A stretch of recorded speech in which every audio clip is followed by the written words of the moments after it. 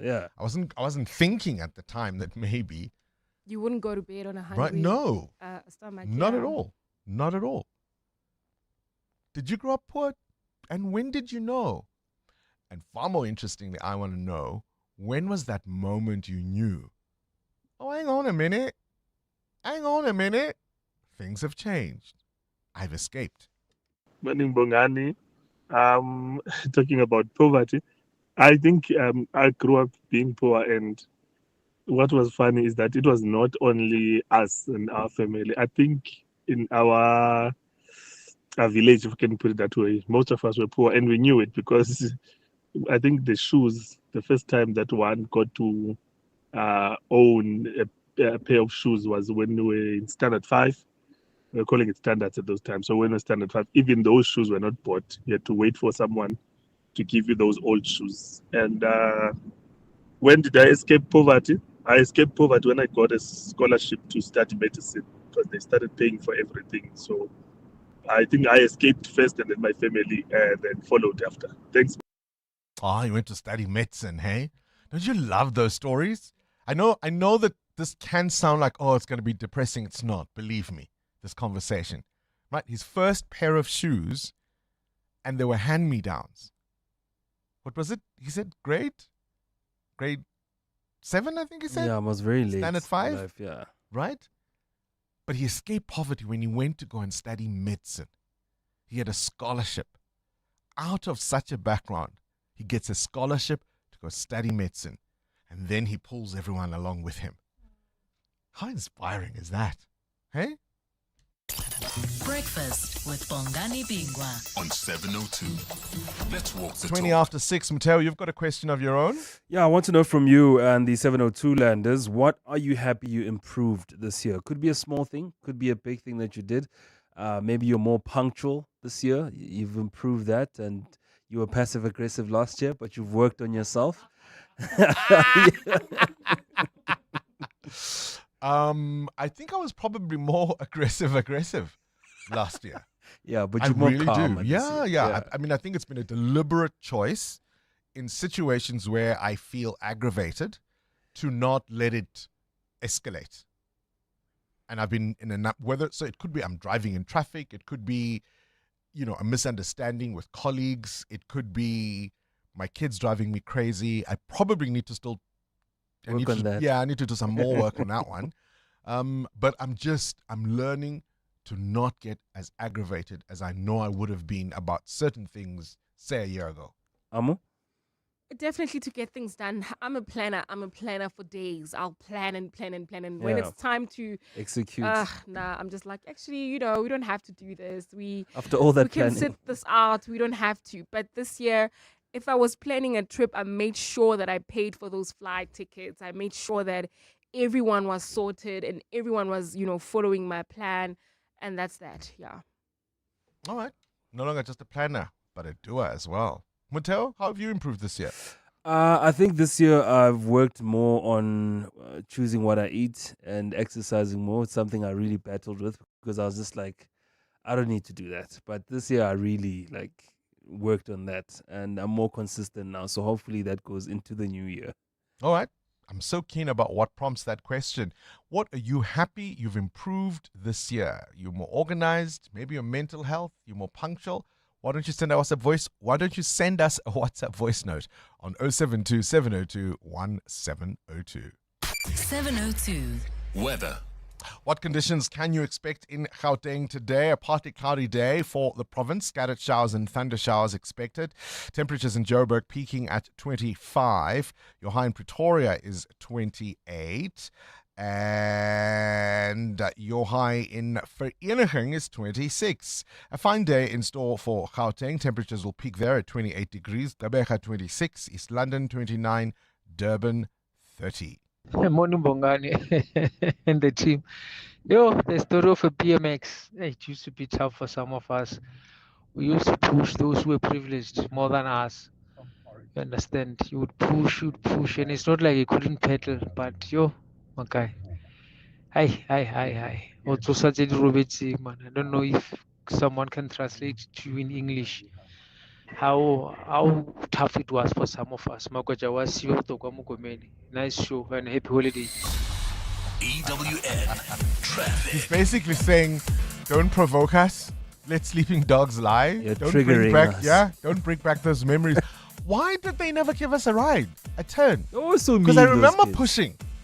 If it wasn't the BMX I kid, remember the pushing part. Now then that he you- says it, push him downhill, you push him up the street. Jong, I'm just Never trying to got a turn. understand what was the incentive for us, the pushers, You've got a friend with a bike. who's not going to let me have a turn. Yeah. You might just have And a that was turn. okay. It was a hope that you might have a turn at Which never riding a came. bicycle. It was the same like with the guy or girl that had the football.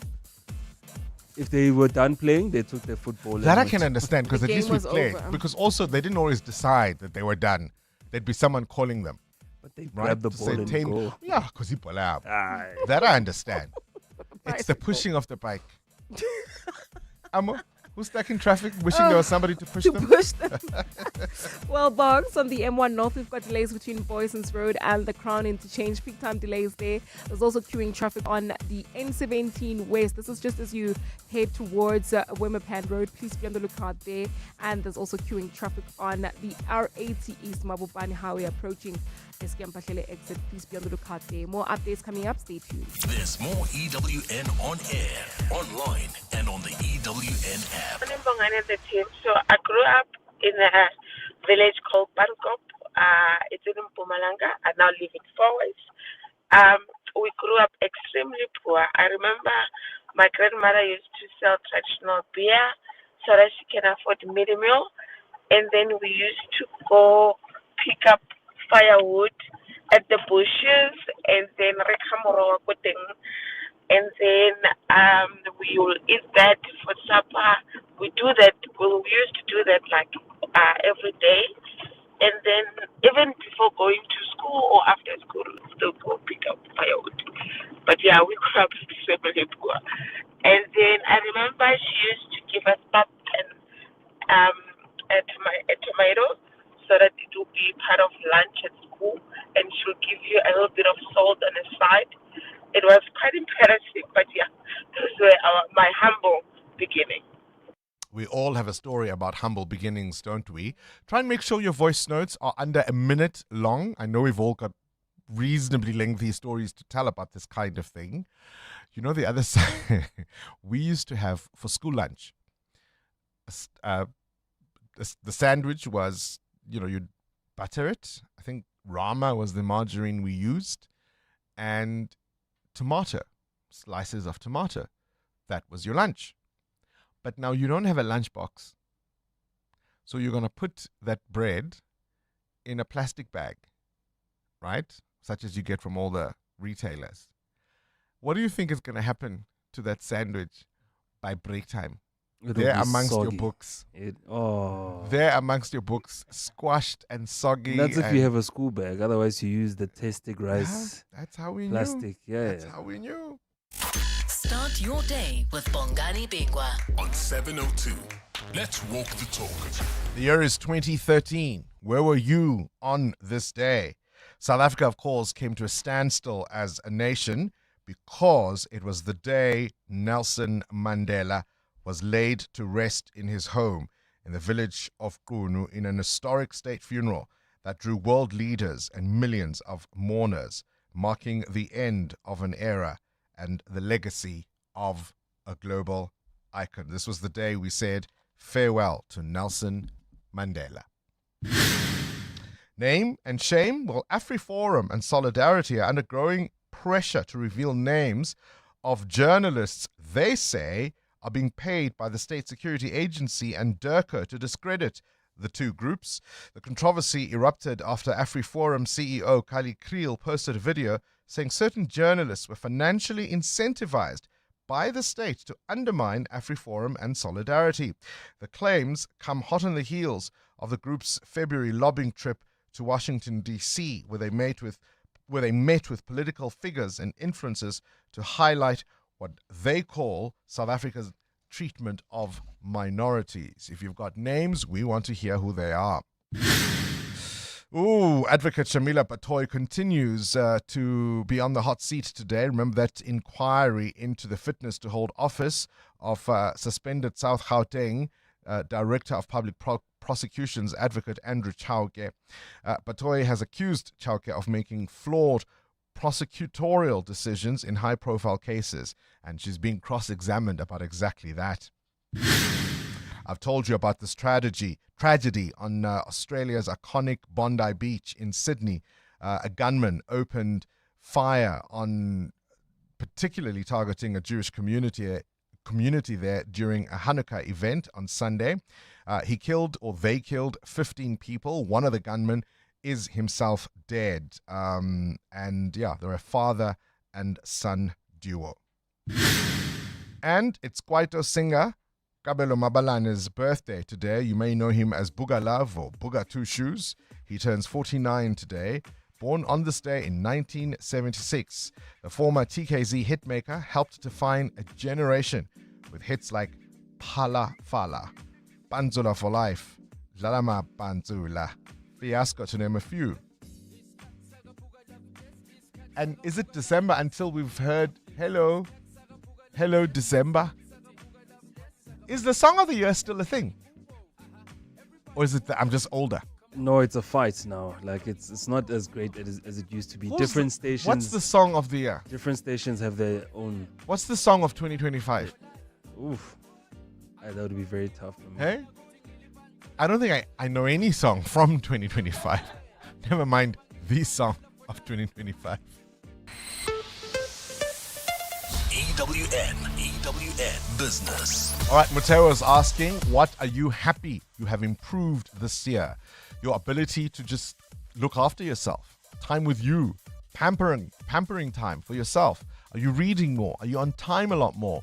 Is your mental health in a better place? Are you more organized? What prompts the question, Mateo? Bongani, for its many struggles recently, state freight and logistics firm Transnet says it was able to cut down its debt this year. Transnet has narrowed its half-year loss by nearly 18% as freight rail volumes improved. The state-owned freight and logistics operators' loss narrowed to 1.8 billion rand in the 6 months of September. This was down from the 2.2 billion recorded last year. Now, according to the interim results, revenue for the reporting period increased by 8.8%. This was to 45 billion rand. This is in line, of course, with an increase in rail, container and petroleum volumes, as well as weighted average tariff increases in the port and pipeline businesses. Transnet says it moved 81 million tons of cargo during the 6 months to September. This was compared to the 78 million tons previously. Transnet remains committed to its role in supporting South Africa's economy. That's what CEO Michelle Phillips says, and they're saying they're also going to be venturing into partnerships with private sector players to make sure that they're more efficient and they move more volumes. That's absolutely good news. Where's the rand? 16 rand 87 against the US dollar. Still having a good year is the rand at 19 rand 79 against the euro and at 22 rand 53 cents against the British pound. Price of gold up 1% at $4,327 an ounce, while platinum is up 4% at $1,765. Brent crude at $61.40 a barrel. I'll have more business after 7. Right, let's go straight to the news desk. Good morning again, Sfiso Zulu. Thanks, Bongani. Good morning. Joburg residents are being warned to follow proper procedure with the municipality when planning major events. This warning comes after a street bash in Soweto ended with the death of one person and the assault of 3 others. Residents allegedly attacked the men, accusing them of robbing partygoers last Thursday. Safety MMC Mgcini Chwaku says all events should be approved by the municipality. We're saying that all these areas and all the lifestyles don't block the roads. When the Amma bash and everything, because they lead into disasters. We're going to arrest the organizers. KwaZulu-Natal Finance MEC Francois Rogers has poured cold water on a proposal for government to create a pension fund for traditional leaders. Rogers says the plan would be an unfunded mandate and unaffordable given the province's tight fiscal constraints. The proposal was recently raised by KwaZulu-Natal MEC for Traditional Affairs Thulasizwe Buthelezi, who argues that government has a duty to support traditional leaders who play a significant role in their communities. In an interview with EWN recently, Rogers says the matter has been discussed in the provincial cabinet. You'll remember we got the worst curveball ever. I think it was about 8, 9, maybe 10 years ago. Jacob Zuma was the president and he just made a proclamation that KZN will pay the Izinduna, and it cost us 250 million rand then, unfunded. We had to cut it off our baseline budgets. So that came out of education, came out of health. We can't afford that. The reality is we can only spend on what we've budgeted. It's all about priorities. Taking a look at Newsmaking International headlines, at least 16 high school students celebrating their graduation and a driver have been killed in a bus accident in Colombia. The bus plunged into a ravine in northwest Colombia yesterday. The group of students aged 16 to 18 were traveling from a Caribbean beach on Colombia's coast. 20 more were injured on the 40-meter plummet. And in Hong Kong, pro-democracy media tycoon Jimmy Lai has been found guilty on 2 counts of foreign collusion and the seditious publication. Lai has been behind bars since 2020, with his case widely criticized as an example of eroding political freedoms. Prosecutors say Lai was the mastermind behind 2 conspiracies to ask foreign countries to impose sanctions against Hong Kong or China. He now faces a maximum penalty of life in prison and will be sentenced at a later stage, but he can appeal the charges. A partly cloudy day in store for Gauteng with showers expected. The temperatures are at lows of 14 and 15 degrees, peaking at highs between 25 and 28. And in the traffic, we've got delays on the N3 North between Van Buren Road and the Giluli's interchange. There's also queuing traffic along the N3 North just as you approach the Baklu interchange due to roadworks. The top story this hour, Joburg residents are being warned to follow proper procedure with the municipality when planning major events. Business Outsurance are experts in business insurance for optometrists, surgeons, and other medical specialists. Here's Chrissy. Business Outsurance is the best insurer for my business. They have great premiums, wonderful service. I know without a doubt that Outsurance has my back, and we always get something out with Outsurance. Switch to Business Outsurance, and you could get a massive 20% discount on your business insurance premium. Visit outsurance.co.za. Switch and save today. Licensed insurer and FSP. TCs and information online. Hi, this is Teko Modise, Hollywood Bet's brand ambassador. Be a winner who knows when it's time for a timeout and play responsibly. If you or someone you know needs help, call the South African Responsible Gambling Toll-Free Counseling Line on 0800 006 008 or WhatsApp help to 076 675 0710.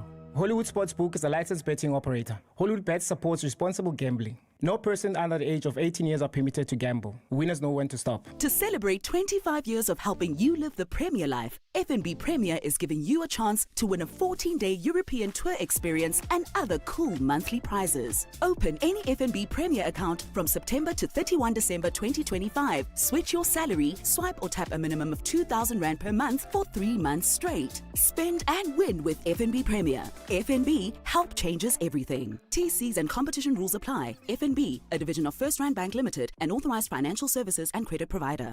702. WhatsApp Bongani on 072 702 1702. Morning 702. I'm saying our roads are very bad. I had 2 punctures in a row because of hitting the potholes. I'm not sure what are they doing with this thing of patching potholes. It doesn't work for us. They don't even know that is very dangerous for us as motorists. You hit a pothole, you can roll over. You hit a pothole, you can cause an accident. So this thing of patching pothole is just a mess. Morning 702, Quentin Kempton Park, Ekurhuleni. If I have to rate Ekurhuleni out of 10, I'll give them a -10 out of 10. If it's not power, it's water. If it's not water, it's potholes. If it's not potholes, it's like we're living in a jungle because the grass is not cut. Everything is all over the place. It looks like a jungle here in Kempton Park. No grass cut. Trees falling over, and just more and more potholes. So for me, a -10. Have a lovely Monday. Enjoy. Quentin Kempton Park. We're going to have a conversation with the MEC for Gauteng Infrastructure Development. They're very excited because they've just won an innovation award, and I just wanted your sense of living in the province. What is the general state of our infrastructure? How do you rate it? Are you happy to live here? Do you feel as if, yep, things are organized, things are being taken care of? When there's a problem, it is dealt with urgency? Do you think, how do you rate our infrastructure in Gauteng overall? EWN Sport. Cindy Paluta, a very good morning to you. Good morning, Bongani. It's that weird time of the year we were talking a little earlier on, where we're not on holiday yet, but this weekend, everybody and his uncle was having a Christmas party at work. Yeah. Right? Yeah. And then to come back on Monday to work. It felt strange. Weird. I think driving around Joburg, I realized the majority of people took the long weekend. Yeah. So if you're not going on leave, if you're still going to go on leave this Friday, Joburg was quiet yesterday. Like nobody went anywhere. No one went anywhere. Right? Let's talk sport. This T20 series really, it's unfolding the way that a series should. The way it hasn't been really dominated by one team, right? They were each having a go. Yesterday wasn't the Proteas' turn. They lost to India by 7 wickets in a 30-20. Sent into bat South Africa 117 all out. Markram made 61, and the next highest Ferreira with 20. India cruised the win with 4 overs to spare. Here's captain Aiden Markram on the pitch. If you've got your captain's cap on, you're always a fan of it because I feel like you're always in the game. If you've got your batting cap on, you obviously want flat wicket. Bit of a tricky one, but conditions were tough tonight, but you can understand why, having chatted to some of the guys that played a lot of cricket, obviously time of year and quite cold, and I think obviously that all plays a role. So the odd occasion here and there, I really don't see a problem with it. Low scoring games can often be games that you really enjoy watching and can be nail-biters as well. India leads the 5-match series 2-1. In the English Premier League, Manchester City beat Crystal Palace 3-0. Holland scoring 2 goals to keep City 2 points behind leaders Arsenal. Boss Pep Guardiola. They are so strong. Every time we play, with them is so difficult, physicality and a transitional team and how good they defend all the actions. And of course we are really, really pleased because I know how tough they are. And make 0-3 here is a good statement for us. Aston Villa beat West Ham 3-2 to stay third on the table. Sunderland beat Newcastle courtesy of an own goal from Waltmaid.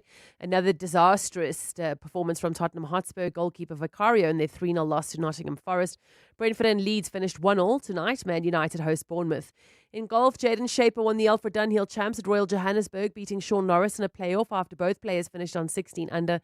Shaper was emotional after the win. Yeah, yes, been out here for a few years now. It's been a grind. It's been tough, but I've come close so many times. So, to get it done here at home with my family watching, especially after last week, just having 2 incredible weeks. Just be able to win in front of my family, my friends, my coach. It's just unreal. And to finally get it done is, it's just awesome. In rugby, in the Investec Champions Cup, Northampton Saints ran in 8 tries and a 55 thrashing of the Bulls yesterday. Hendy scoring a hat-trick. The Stormers and Sharks both won on Saturday. And the Spar Proteas defended their African Netball Cup, thrashing Uganda 54-36 in last night's final. Cindy Paluta, Eyewitness News Sport.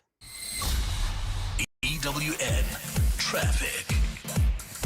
18 minutes before 7 o'clock, let's look at the roads. It is a quiet Gauteng already. It Amo? is indeed, Bongani. I think the only parts that are very busy are routes that are leading outside of Gauteng. For instance, the Grasmere Toll Plaza, that's on the N1 South, where you can expect heavy traffic volumes this morning, as well as on the N1 North, just as you exit the city of Tshwane. So those are the routes that are expected to be heavily backed up. But at this moment, we've got an accident reported in the city of Tshwane. It's on the N1 South right near Rigel Avenue. It's causing delays. There's also queuing traffic along the R21 North in the Tembisa area heading towards Tshwane, and it's due to roadworks that are taking place near Olifantsfontein Road. Please be on the lookout there. More updates coming up. Stay tuned. There's more EWN on air, online, and on the EWN app.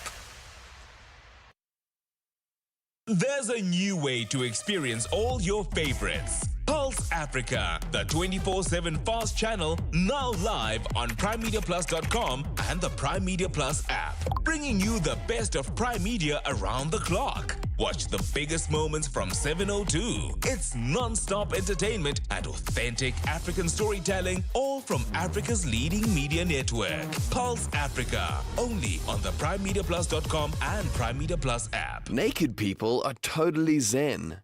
Because naked people spend less time on insurance admin and more time meditating and balancing their chakras. With Naked, you can cover your car, home, and stuff in seconds, and it's all online, so that means no long phone calls. Go to naked.insure now, get a car insurance quote in 90 seconds, and start meditating like naked people. Naked Financial Technology is an authorized FSP. Get naked. 702. Coming up at 7:15, the big interview. PG Glass Repair, PG Glass Replace. Hi, I'm Telane, PG Glass Technician. Got a chip on your windscreen? No worries. Our advanced repair technology fixes it with precision. If you don't have insurance, we offer affordable cash deals on high-quality windscreen replacements to keep you safe. We can also help you claim from your insurance. Plus, you get a lifetime workmanship guarantee. As the natural choice to fix your glass problems, we're the best at what we do. For quality you can trust, call 0860 030303 today. 702. Add your voice. Have your say. Let's walk the talk. The other story, of course, we're keeping an eye on is the incident at a temple in Verulam in KwaZulu-Natal. There's still a search there for people after, of course, the building collapsed on Friday. The latest body pulled from the rubble after search teams resumed yesterday morning. But there was a pause due to bad weather. So speaking to the media yesterday, this is what the KwaZulu-Natal Premier Tamintuli had to say. Trying to recover the bodies that had to be buried by the walls of the church that collapsed. And we are here as the provincial government, in fact, to have the first-hand experience of what is taking place here and to even encourage the teams that are doing good work, which is not easy, to try and rescue the bodies. I know that now they are trying to remove another body, which is the fifth body, and they've just informed me that they are still on the second layer from the top. It means they still have the first and the second that they're still going to go through, and they don't know whether there are people there or whether there are no people there. And we suspect that there may be more bodies, as they also have the same view. Right, more details, no doubt, to follow throughout the day in terms of the latest toll, in terms of people who may have been hurt in that temple collapse in Verulam in KZN. Join us. Let's walk the talk. This is 702. Morning, Bongani. Bongani, about being poor. I was not staying far from the school. So during lunch, I will walk home, knowing that there's nothing in the house, like nothing. So I'll come home, I'll say maybe relax for 10 minutes, and I'll lock the house and go back to school, pretending if I've eaten something. Yeah, that was my story, Bongani Tabangi. Morning, Bongani and the listeners. We're also born poor. We're eating brown bread, black tea. My husband of 35 years is even not drinking tea up to today. They were also drinking tea and the brown bread. Can you imagine, up to today, my husband hates tea. Doesn't take tea, my husband. Mamzota from Katlung. Yeah, listen, we all have these scars, hey? Oh, that sounded so sad. He would go home for lunch, supposedly, spend a little time in the house, pretend he'd eaten something, and then lock up and go back to school. Ay, ay, ay.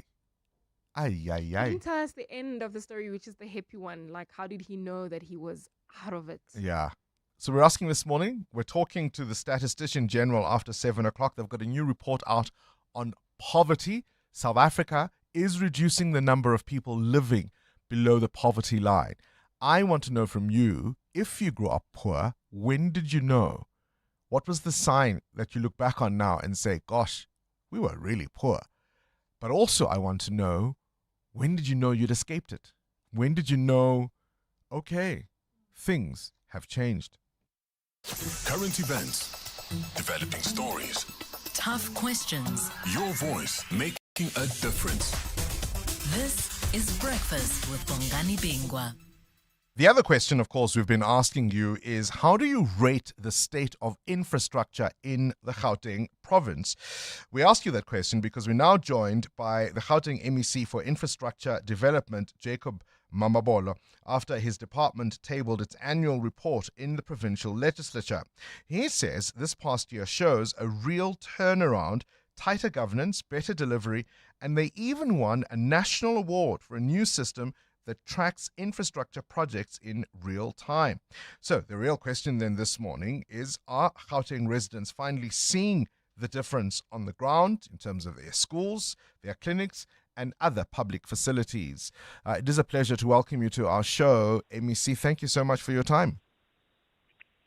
Good morning to you and to all the listeners, and let me thank you for giving us the opportunity. You are, of course, as I understand it, right, your official title is the Cooperative Governance and Traditional Affairs as well as Infrastructure Development MEC. So in a sense, you've got a real bird's eye view of the state of infrastructure in Gauteng. I'll start perhaps by asking you the question I've asked listeners all morning. How would you rate the state of our infrastructure in this province? Well, as we have correctly said in the debates on the annual report of the Department of Infrastructure, that whilst of course we are on record having acknowledged the deeper challenges, but at this point, and as we reported in the House, we are seeing changes that are brought about by the turnaround of the delivery of infrastructure, and we also are very much pleased with the fact that we have introduced state-of-the-art smart technology that has been acknowledged in the Batupili Award by national government, and we are seeing on the ground an overall improvement of performance by our different service providers, being contractors or even engineering consulting firms. So to that extent, I'll say that our infrastructure delivery process is in transition from a very complex, difficult period that has been acknowledged in the whole country, but we are starting to see positive signs, and some of them will see them when we start at the beginning of the year in 2026 when schools reopen. We have packaged a pipeline of projects that we believe will be able to improve the quality of lives of the people, will impact delivery. And of course, in the municipalities, whilst, of course, we are also seeing municipalities are at work in the province. We have seen the work that has been done. Just as an example, the good coordination and integration in delivering some of the things that were critical for G20, but we're not seeking to create an impression that all is well and good. There are complex challenges, but we are very much satisfied with the progress we're making. Just as, you know, in layperson's terms, say on a scale of 1 to 10, what number would you give the state of our infrastructure? I will say that out of 10, I'll say that we're on a 5.5. So we're no longer where we used to be, but ideally we would have wished to be at 7. But I think I would say almost just slightly above 50%. It's a fair assessment. I think many listeners might agree with that score. One of the things that frustrates many residents, MEC, is delays with unfinished projects that seem to go on for years and years and years and years. And I don't know what responsibility you have for this, but I'll give you an example. There's a section of the R25, this is Modderfontein Road, between, say, just as you go past the National Health Laboratory Service on your way to Edenvale Hospital. That stretch of road and that bridge has been in construction, I would estimate, a good 10 years. It starts and it stops. It starts and it stops. And many residents of Gauteng will point to similar situations. Why does that kind of thing happen? Yeah, even in our social infrastructure, I think there is a problem, and this has been acknowledged. One of them is the performance of our service providers, our contractors. We, for example, with the technology that we have put in place called Infrastructure Delivery Platform, IDEP, when we assess the performance of our project, we see there's a deeper, sustained problem of contractors being in financial distress, experiencing serious liquidity problems, and even where we try to support them in one form or another, that is a major problem. Secondly, we have acknowledged, even in the House, even before we started with our turnaround, that our capacity for oversight was very weak because we did not have adequate data, a sense of the truth about what exactly is happening, data, facts, information, because we didn't have a platform on which we could make interventions and decisions, prompt, swift action based on real data. So that was one of the issues. So then there are problems of, as you know, construction mafia. That is also being another deep-seated problems where projects are disrupted. And of course, so just from an operational oversight and capacity to manage this, there has been problems. But what we're seeing with IDEP and the ecosystem that we have created, for example, instead of one person in the department managing a school as a project, we have now introduced what we call the multidisciplinary infrastructure team. These are our professionals, engineers. They work with artisans. We have combined them. From every day they go to do site visits to check, to do oversight, whilst at the same time we've got technology. We've created good governance. We have created what we call the infrastructure lab, respecting contract and timeline. So the point I'm just making is what account for those problems have in the overall been poor project management. MEC, to cut it simple and short. Yeah. Look, ultimately we all want the same thing, right? We want a province that is functioning. This is meant to be the heartland of this economy, and yet all around us we are seeing decaying infrastructure. How do we translate your plans and your projects and your turnaround strategies into something real? When will these grand plans feel tangible for residents? Let me say to you and to all the listeners that in terms of the strategy that we have put in place, I would like to assure you that look at our performance right at the beginning of the year, going into February, end of the financial year. I'd like to say to you, you will see much more better delivery, real change on the ground, and we can be able to point out to you. Let me give you an example. We are ready to open a school at the beginning of the year, Rasteval, which has been a problem over the years. Just last week we got a temporary occupation certificate, which is an assurance that the building is good and ready to be used. We're looking for another occupation certificate for a school called Duplessis in the city of Ekurhuleni. That school will be ready to be opened. And there are others that have been there for a long time, persisting. The Living Women's Monument. We will be opening this by the end of the financial year. So just in the last quarter of the year, we've got a pipeline of projects that will precisely answer your question in real terms.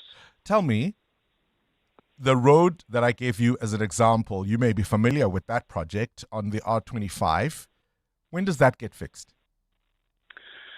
You know, I'd like to say to you and the listeners that the roads are delivered by the Department of Roads and Transport, and I'm quite sure that they should be able to say precisely when are the timelines on which that road will be delivered.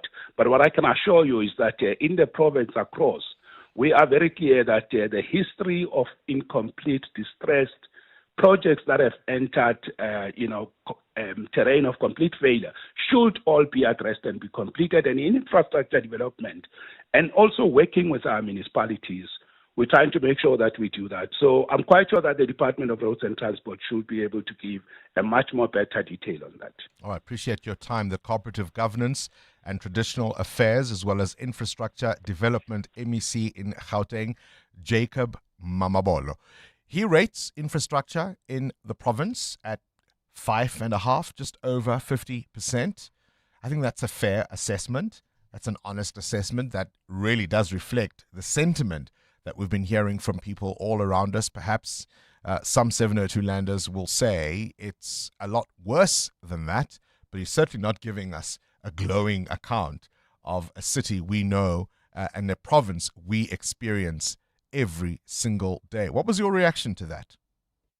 702. Coming up, the big interview. Send us a voice note to 072-702-1702. The big interview today is with the big man himself, South Africa's Statistician General, Risenga Maluleke, joins us to explain just a whole bunch of things. And I thought we could also have fun.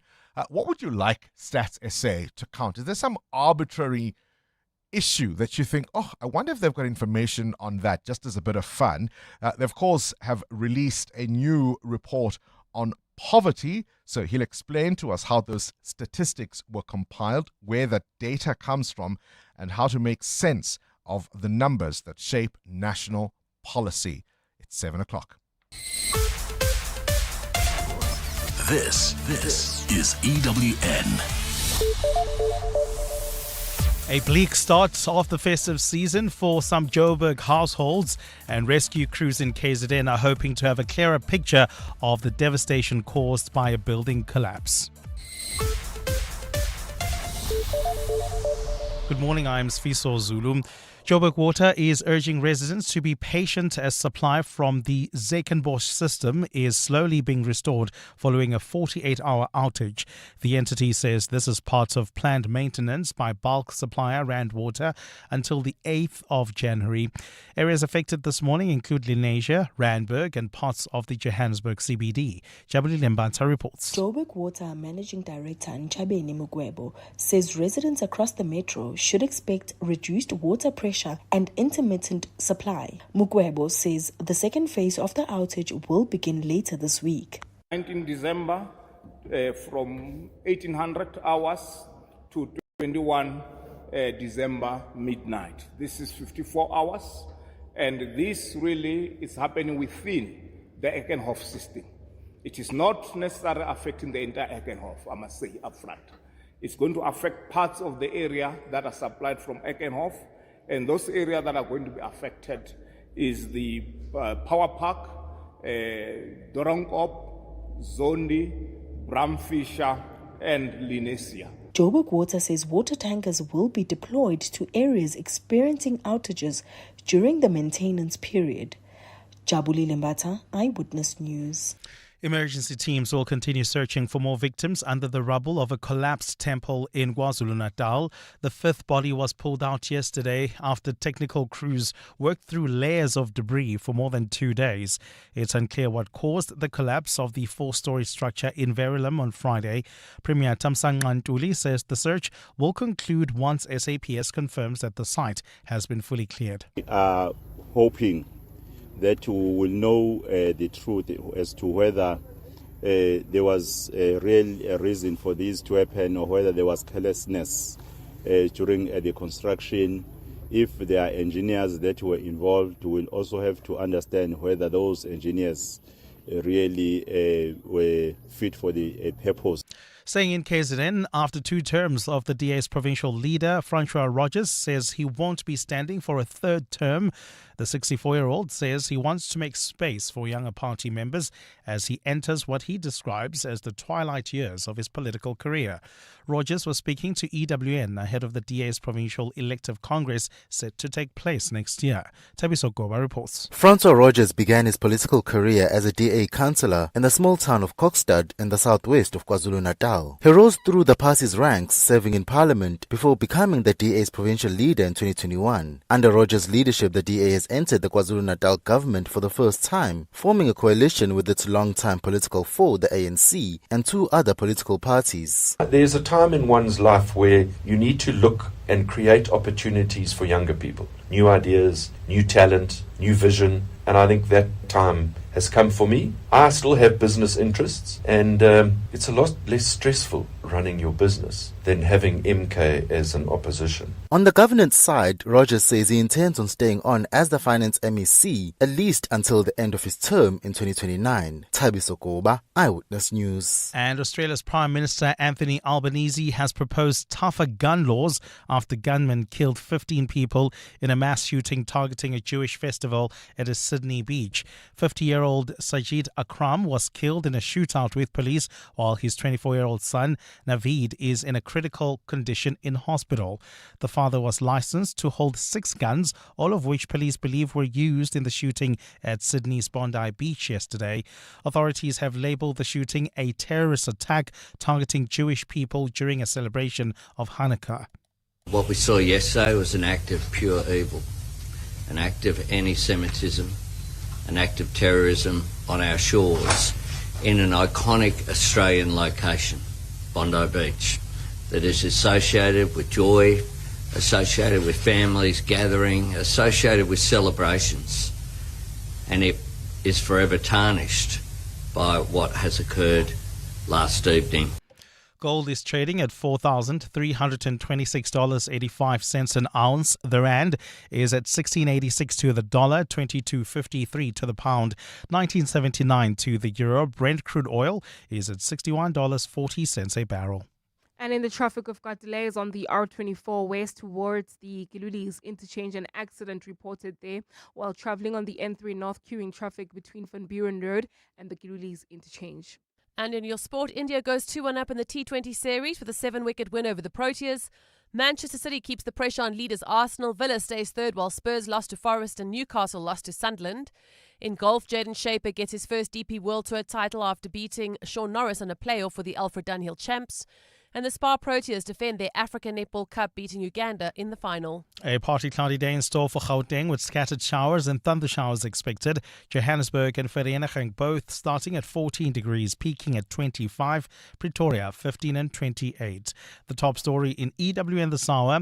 Joburg Water is urging residents to be patient as supply from the Zekenbosch system is slowly being restored following a 48-hour outage. EWN, in touch, in tune, and independent. For the latest, visit ewn.co.za or download the EWN app. This is Breakfast with Bongani Bingwa on 702. Let's walk the talk.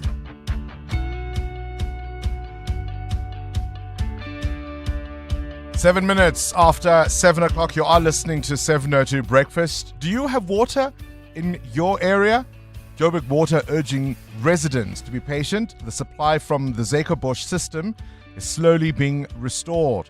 They're saying the outage has been for 48 hours. I think we ran out of water sometime in the middle of the day yesterday. Of course, in my part of Johannesburg, we also haven't had electricity since Wednesday.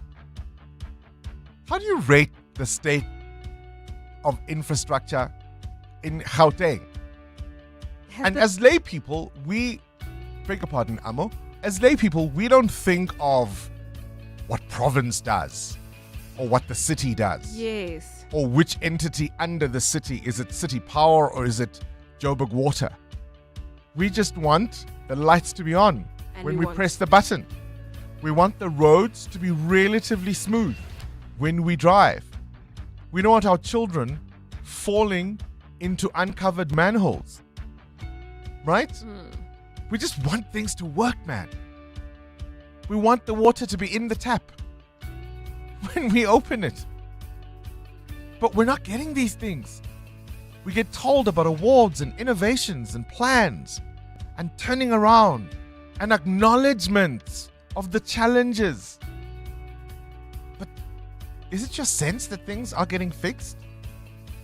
That we're winning? Is it? This is Breakfast with Bongani Bingwa on 702. Let's walk the talk. What's your frustration, Amo? Where if there's no water, right, there's no power. Yeah. And I'm not being told a single thing about what's taking so long for the water to, to be for the water pipes to be fixed or for power to come back, or I'm not being told what the issue is, because sometimes they tell you that a cable has been stolen. For instance, now I have an understanding that if it's a cable theft issue, the power is going to take long to come back. It's going to take a few days. It's going to right? take a few hours, not days, a few hours in my area at least, yes. right? If there's no water, we are being told that this is the issue. It'll take about 30 minutes, and I'm more calmer when I know what's happening and that the issue is under control. It's when there's a deafening silence that I get really annoyed, because I'm just like, why am I not being told? Why is there anybody taking responsibility for this? Or because you just need to understand what's going on. That's all for me. And of course, it's also you going out of your way to try and figure out where the information is to be found, right? Where the information is to be found. I mean, I'm going through now, as I'm talking to you, I'm going through City Power's notifications, I guess, around various areas. I'm looking at some areas that have been restored. I think there was an issue in Malbarton. There was an issue at the Parkhurst substation. People in Alexander are being reminded of an interruption on Wednesday. This is now for the Rosebank substation. And as you scroll, you keep scrolling, you keep scrolling, you keep scrolling. I'm not hearing anything about my area and our disruption, nor when it might be restored. And so that's exactly your point about being frustrated. You have to go to apps like ESP to try and figure out what on earth is going on, because even the lines of communication are often not clear. But yeah, here we are. Good December, boss, right? Who knows when the power will come back on? Who knows when the water will come back on? Good December. Good morning, Bongani.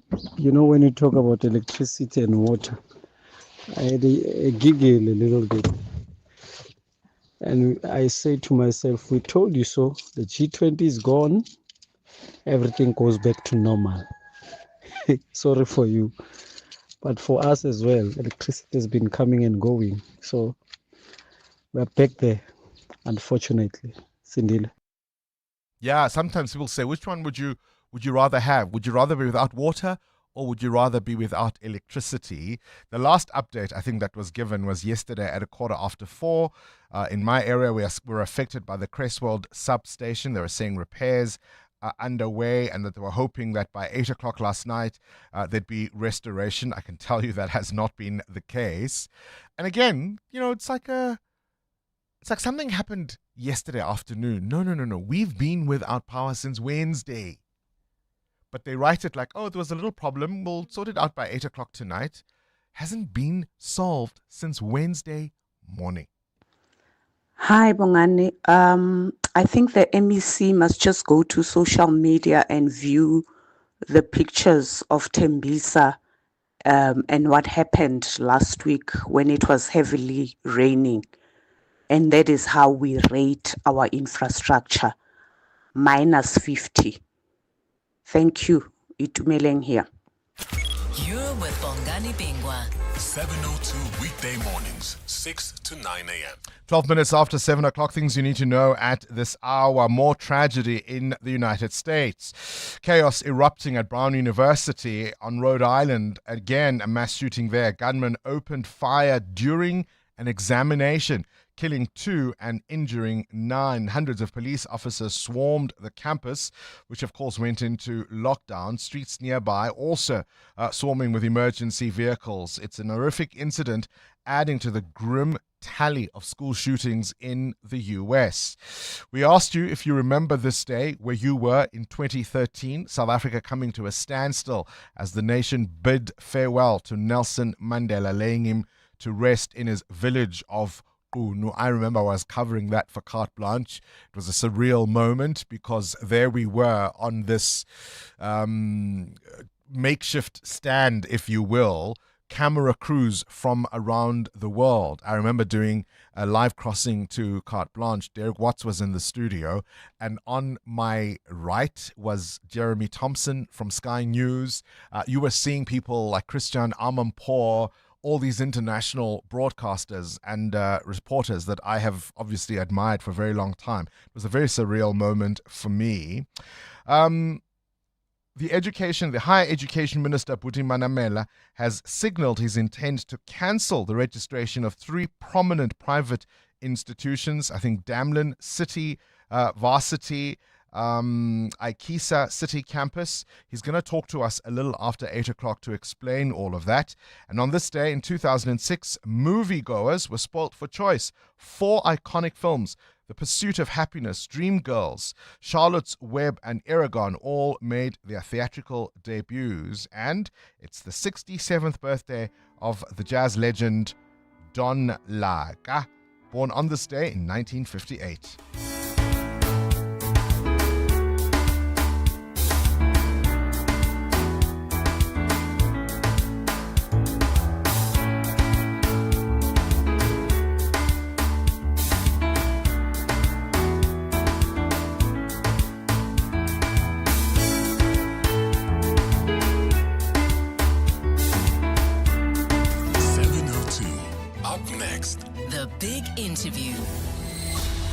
EWN Traffic. Up next, we speak to the Statistician General. It's 7:15. Let's catch up with the roads. Amo, how are we looking? Well, we're looking good, Bongani. We only have a few incidents here and there, like in heading towards Bedford View. An accident reported on the R24 West, right near the Kiluli's turnoff, causing some issues there. There's also queuing traffic in Sharon Lee along Malibongwe Drive towards the N1.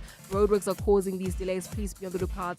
And then traveling on the R21 North, more roadworks slowing down traffic approaching Oliphantfontein Road. More updates coming up. Stay tuned. There's more EWN on air, online, and on the EWN app. 7:02. The Big Interview with Bongani Bingwa. It's 7:15. On to this now. I've been asking all morning, what does poverty mean to you? Did you grow up poor? And how did you know you were poor? And what was that moment or sign for you that indicated you had finally escaped it? And even though you may no longer be poor, in what ways does poverty still touch you? Through relatives, extended family perhaps? Statistics South Africa has released an updated look at poverty trends between 2006 and 2023 in South Africa. And it is showing that many people are still living below food lines, but we are steadily also helping many escape. But what do these terms like lower bound or upper bound mean, and how does this information get collated in the first place? You may remember a caller on Friday who asked that we get the Statistician General to talk to us and explain about how this information is put together, because he said no one ever visited my house, knocked on my door, asked these questions. So how does StatSA come up with all these figures and statistics? Well, we exist to serve, and I can tell you that the Statistician General, Risenga Maluleke, has generously obliged and joins us now. A very good morning to you, and thank you for your time. Welcome to 702 Breakfast. Let me greet you, Bongani, and let me greet the 702 Breakfast listeners. All right, so we're going to try and get your very complicated, complex work to be made simple for the lay person. So you're going to help us wade through some what might be obvious to you, but maybe perhaps for lay people not so much. So firstly, I suppose, can we start with an overall picture of what poverty looks like in South Africa today? I said we're making steady improvements. We are. Certainly, Bongani, but let's first start with your comment right at the beginning to explain what poverty is. There is a difference between what we call subjective poverty, which we use the multidimensional poverty index to measure. Things like I'm poor because I don't have parents, I'm poor because I don't have a phone, I don't have medical care, I don't have education, I don't have a job. That is subjective. That is what any person can say out of their own perspective.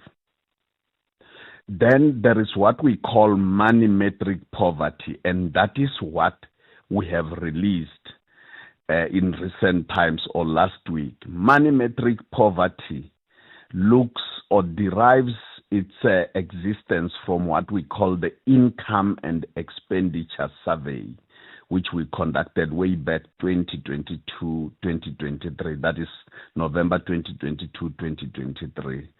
Now, money metric, it is standard for everyone. It doesn't matter what your views or subjective views are, and scholars call it an objective view. And how do we look at it? So we went to households, and there's a caller who said they never visited me. Indeed, we would not visit every household like we did in the census. We only visited 31,000 dwelling units and used the population as of 2023 to put weights to elevate the poverty to the national level. And we don't do it only with the poverty measure. We do what we call the quarterly labor force survey, the general household survey. You can't run, a census costs about 6 billion rands. So we can't every day, every month be spending 6 billion rands. It would not be practical. Yeah. So that is why we do samples. Having said so, this money metric poverty line uses the consumer price index data as well as the income and expenditure data that helps us to know what we call poverty lines. So we have 3 poverty lines, Bongani. The first one is what we call the food poverty line. That is people falling between below that line or below that amount would potentially be poor and would run at the risk of not having food. So anyone in a household or in a family where they don't earn and they don't have an income of 777 rands, that is in a household of 4 members, about 3,200. If that household doesn't have an income, and we use the word income, this income may come from salaries, it may come from old age pension, from grants that are directed to young people or children under 18, or it could be from remittances, money that we send to our relatives. So a household of 4 people, if they wouldn't be earning about 3,200, or they would not have that income, would be food poor. Then the lower bound poverty line, which is the next line, which we track using, because the National Development Plan says we will track the lower bound poverty line as a measure of poverty. Anyone who doesn't earn 1,300 or who doesn't have an income, not an income of 1,300. So in a household of 4 people, if they don't earn 5,200, they would be poor because it's the lower bound. At that level, they have to choose between buying food and some necessities. The upper bound, it's 2,635 rands. That is where people can choose to start having some luxury. And that takes us to about when people can earn about in the region of about 12,000 rands, 11,000, 12,000 rands. I'm going to interrupt you. I'm going to interrupt you because you kind of mentioned different figures within these ranges, if I may call them that. So obviously you are looking at an individual level, right? And then you're also looking at, I imagine, the number of people in the household they may support. Am I correct? That's the difference between the 2 figures you are giving for each of those levels? Certainly, Bongani, it's because households can be a single-member household, a two-member house. A person staying alone can be a household because they cook their own food, they have their own resources. A two-member family, a 10-member family, a 6-member family, a more than 10-member a household is still a household. That's why we use an individual and a household. Tell me, are you able to track in terms of, because I also know one of the measures they often will use or that is often used are in your cost of basic needs approach to be able to look at what people are actually putting in their food baskets and things like, caloric content of their food baskets. Are you able to break it down in that sense instead of just rands and cents? Certainly, what happens is that in the consumer price index, there's a basket of food and other services. So it's goods and services. But specifically in terms of calories, we get this information from the South African Medical Research Council, which works with the World Health Organization to decide on the quantity of each food item consumed, the caloric content of each item per 100 grams, as well as the price of each item per 100 grams. How many poor people are there in South Africa, from what you know? When we use the lower bound poverty line, which is what we are tracking as directed by the National Development Plan, we have about 23.2 million people poor as of 2023, which was the time we concluded the income and expenditure survey. That represents at the time a population of 17.9%. And what's the trajectory in terms of getting people out of poverty? Are we going the right direction, or do you think we've got some distance to go? Let me apologize. I said 17.9 million. Let me apologize. It's 37.9 million. My apologies, not 17.9.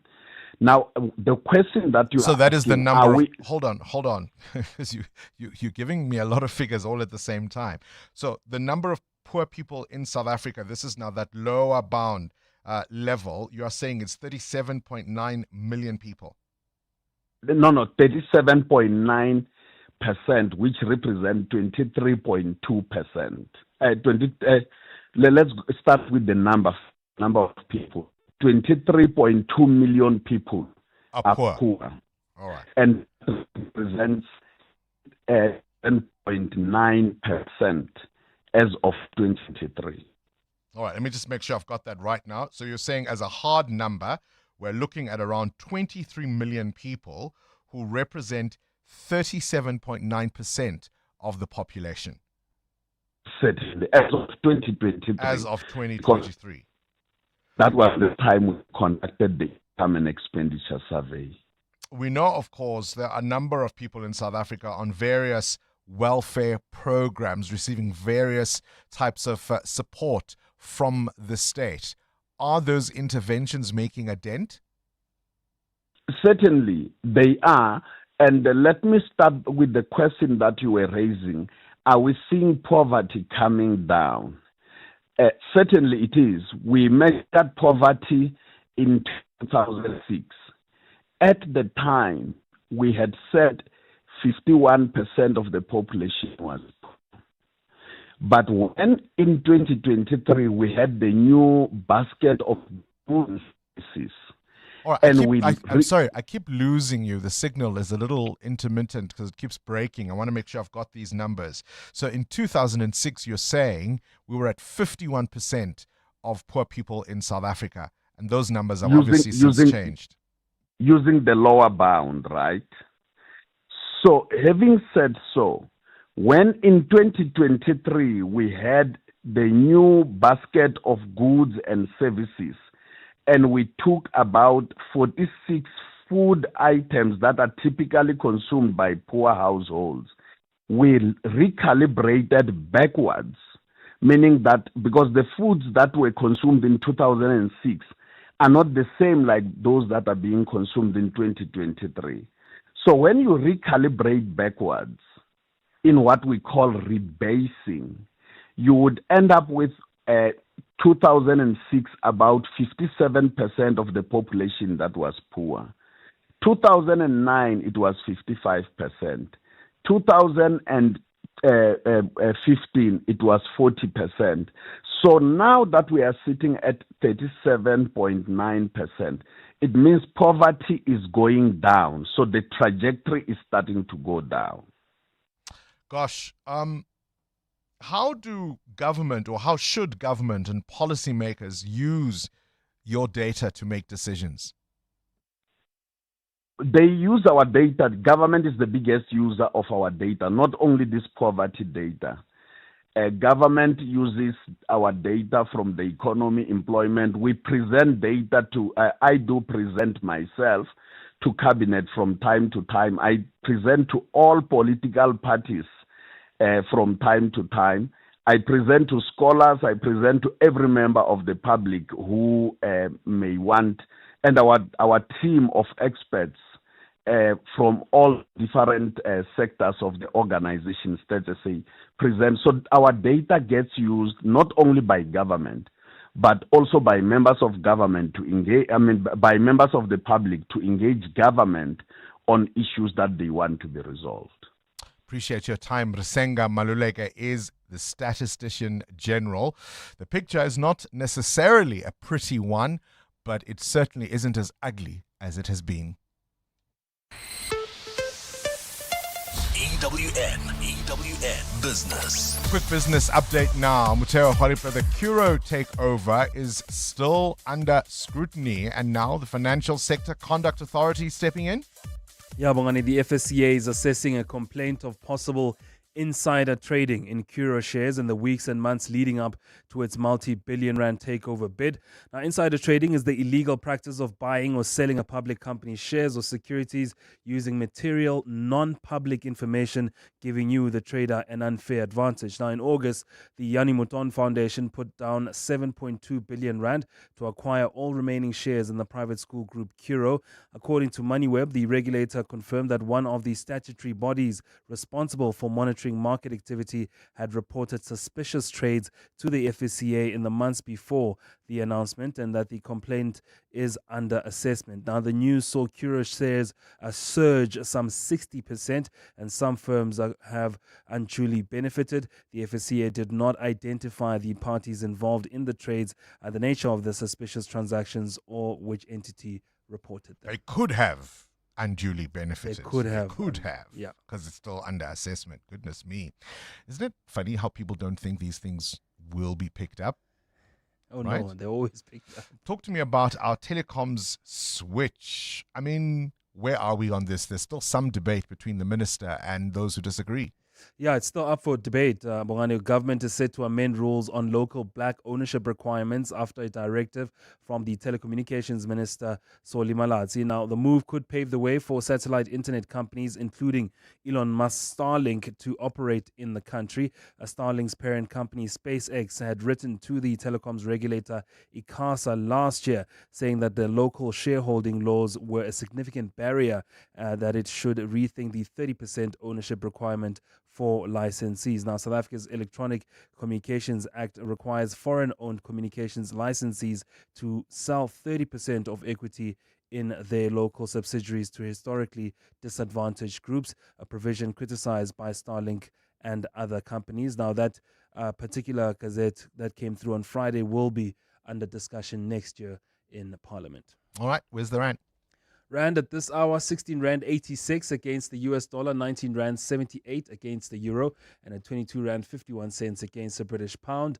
Price of gold at $4,325 an ounce, while platinum is at $1,767, while Brent crude is at $61.45 a barrel. More business after 8.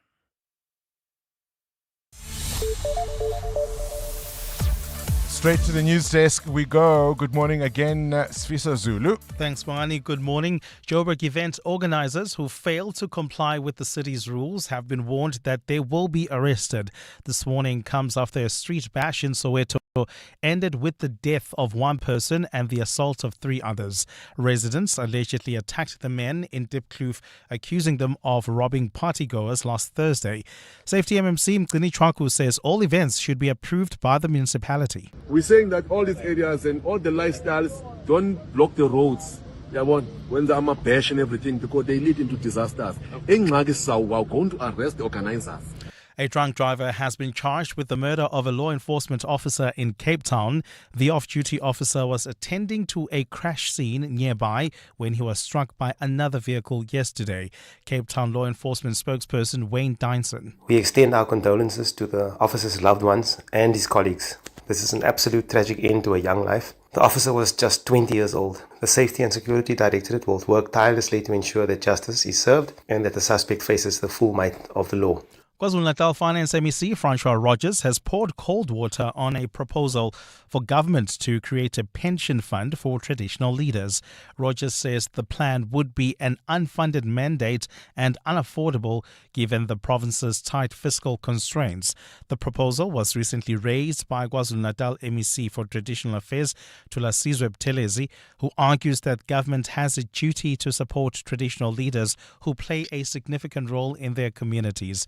But in an interview with EWN, Rogers says the matter has been discussed in the provincial cabinet. You'll remember we got the worst curveball ever. I think it was about 8, 9, maybe 10 years ago. Jacob Zuma was the president and he just made a proclamation that KZN will pay the Izinduna, and it cost us 250 million rand then, unfunded. We had to cut it off our baseline budgets. So that came out of education, came out of health. We can't afford that. The reality is we can only spend on what we've budgeted. It's all about priorities. And flash flooding caused by sudden heavy rain has killed at least 21 people in the Moroccan coastal town of Safi. Images on social media showed a torrent of muddy water sweeping cars and rubbish bins from the streets in Safi, which sits around 300 kilometers south of the capital Rabat. Severe weather and flooding are not uncommon in Morocco, which is struggling with a severe drought for the 7th consecutive year. A partly cloudy day in store for Gauteng with showers expected. The temperatures are at lows of 14 and 15 degrees, peaking at highs between 25 and 28. And in the traffic, we've got delays on the N3 North approaching the Glulis interchange due to roadworks. There's also some delays, a slight backup really on the M1 South heading towards Parktown just as you come out of the Kilani Bends. The top story this hour, Joburg event organizers who failed to comply with the city's rules have been warned that they will be arrested. You could spend 10 minutes hunting for the TV remote or get a 10-minute quote from Outsurance that could save you thousands on your car insurance. SMS out to 45142.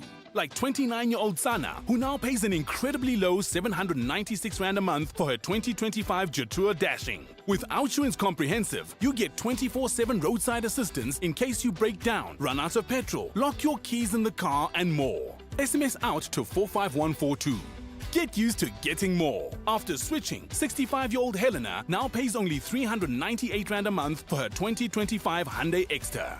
Not an Outsurance client yet? Get a quick and easy quote today. If Outsurance can't beat what you're paying, ask them for 500 Rand. Make that 1,500 Rand if you've been claim-free and with the same insurer for 3 years. Savings or cash, you have nothing to lose. SMS out to 45142. That's out to 45142. Outsurance, licensed insurer and FSP. TCs and information online.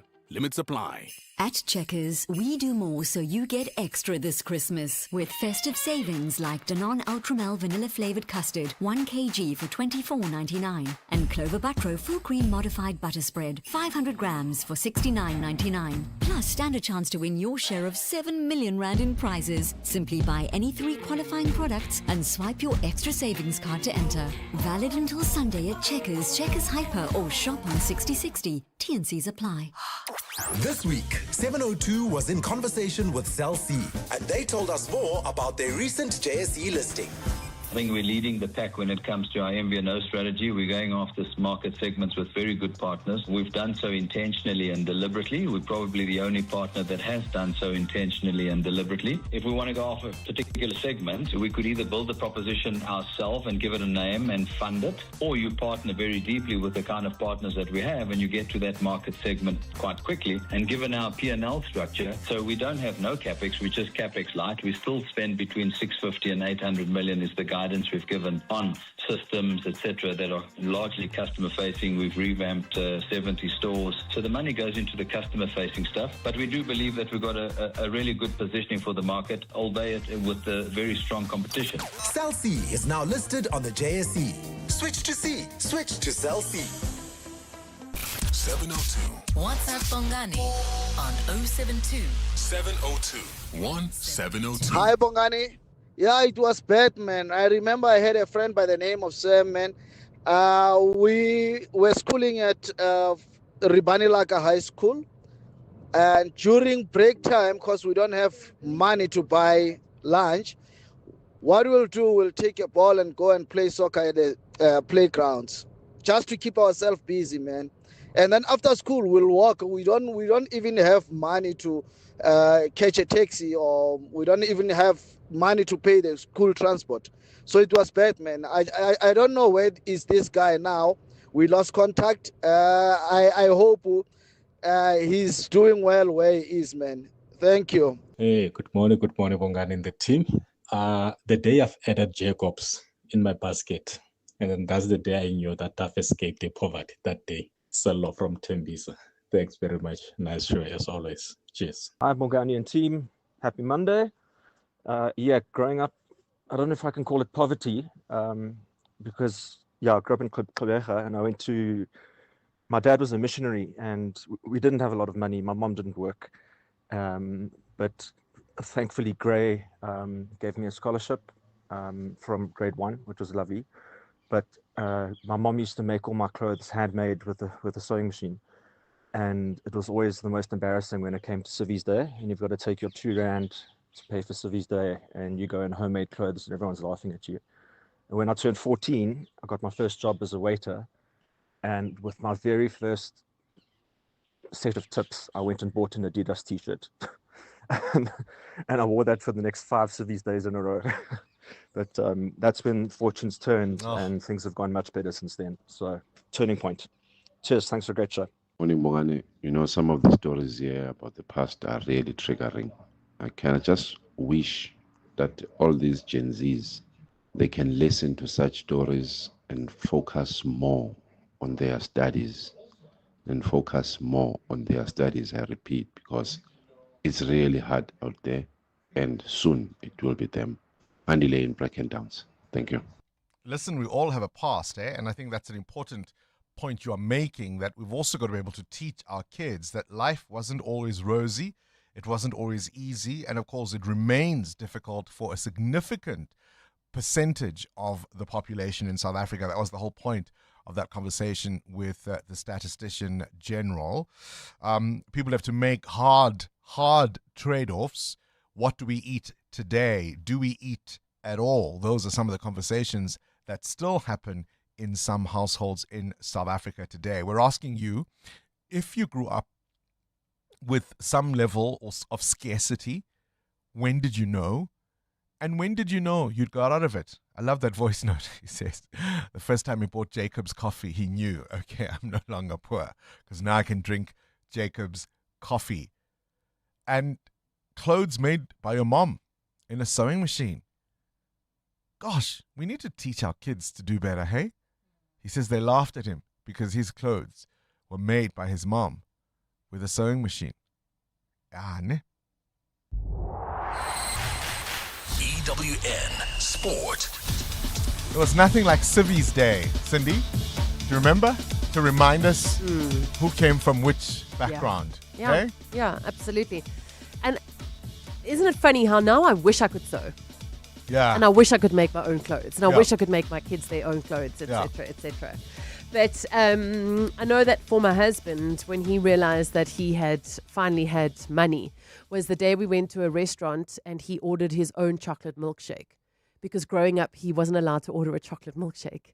Or if he had a chocolate milkshake, he had to share one with his sister. And I'll never forget the day he ordered it. He said to me, we were dating, and he said, I'm going to order a chocolate milkshake. And I went, okay. And he was like, no, I'm going to order a chocolate milkshake. I was like, you do you, boo. That's fine. Like, go for it. And then he told you and why. then he explained to me the psychology behind it. And even to this day, because how you were raised sticks with you for so long. Yeah. It sits in you. And even to this day, he'll say, okay, guys, let's all go for a milkshake. And it's a big treat. A milkshake is like huge in our house. If he orders himself a milkshake, he struggles to now spend money on himself without feeling some level of, I shouldn't be doing this. What if? What if? Gosh. And I think that's what a lot of us struggle with, the what if. Yeah, because it can all change on a dime, right? If COVID taught us anything, can from all one day to the change. next, you can have no pay. It can change on a dime. Right. Let's talk sports. This T20 series between the Proteas men in India. Yeah, total seesaw of a series. India thrashing the Proteas by 7 wickets in the third T20 to go 2-1 up in the 5-match series. Proteas folded to 117 all out. Captain Markram made 61. The next highest, Ferreira, made 20. India cruised the win with 4 overs to spare. Captain Aiden Markram says it wasn't a pitch to make runs on. Ultimately, probably 20 to 30 runs short. And if you reflect back on the innings, I don't think it's a lot of change that needs to happen. It's probably just understanding that it's not a 200 pitch. The fourth T20 is on Wednesday. In the English Premier League, Holland scored twice as Manchester City beat Crystal Palace 3-0 to stay 2 points behind the leaders Arsenal. Aston Villa stays third in the log after beating West Ham 3-2. Nottingham Forest thrashed Tottenham Hotspur 3-0. Spurs goalkeeper Vicario with another poor performance. Brentford and Leeds finished 1-1, and in a huge rival match, Sunderland beat Newcastle 1-0 courtesy of an own goal from Waltmade. Newcastle boss Eddie Howe says he feels sorry for the fans. A really tough one for everyone connected with the club. We feel desperately sorry for our supporters today.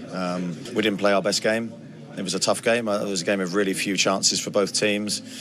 Yeah, we had our moments and spells of pressure, but couldn't really break them down and create the chances that we wanted to.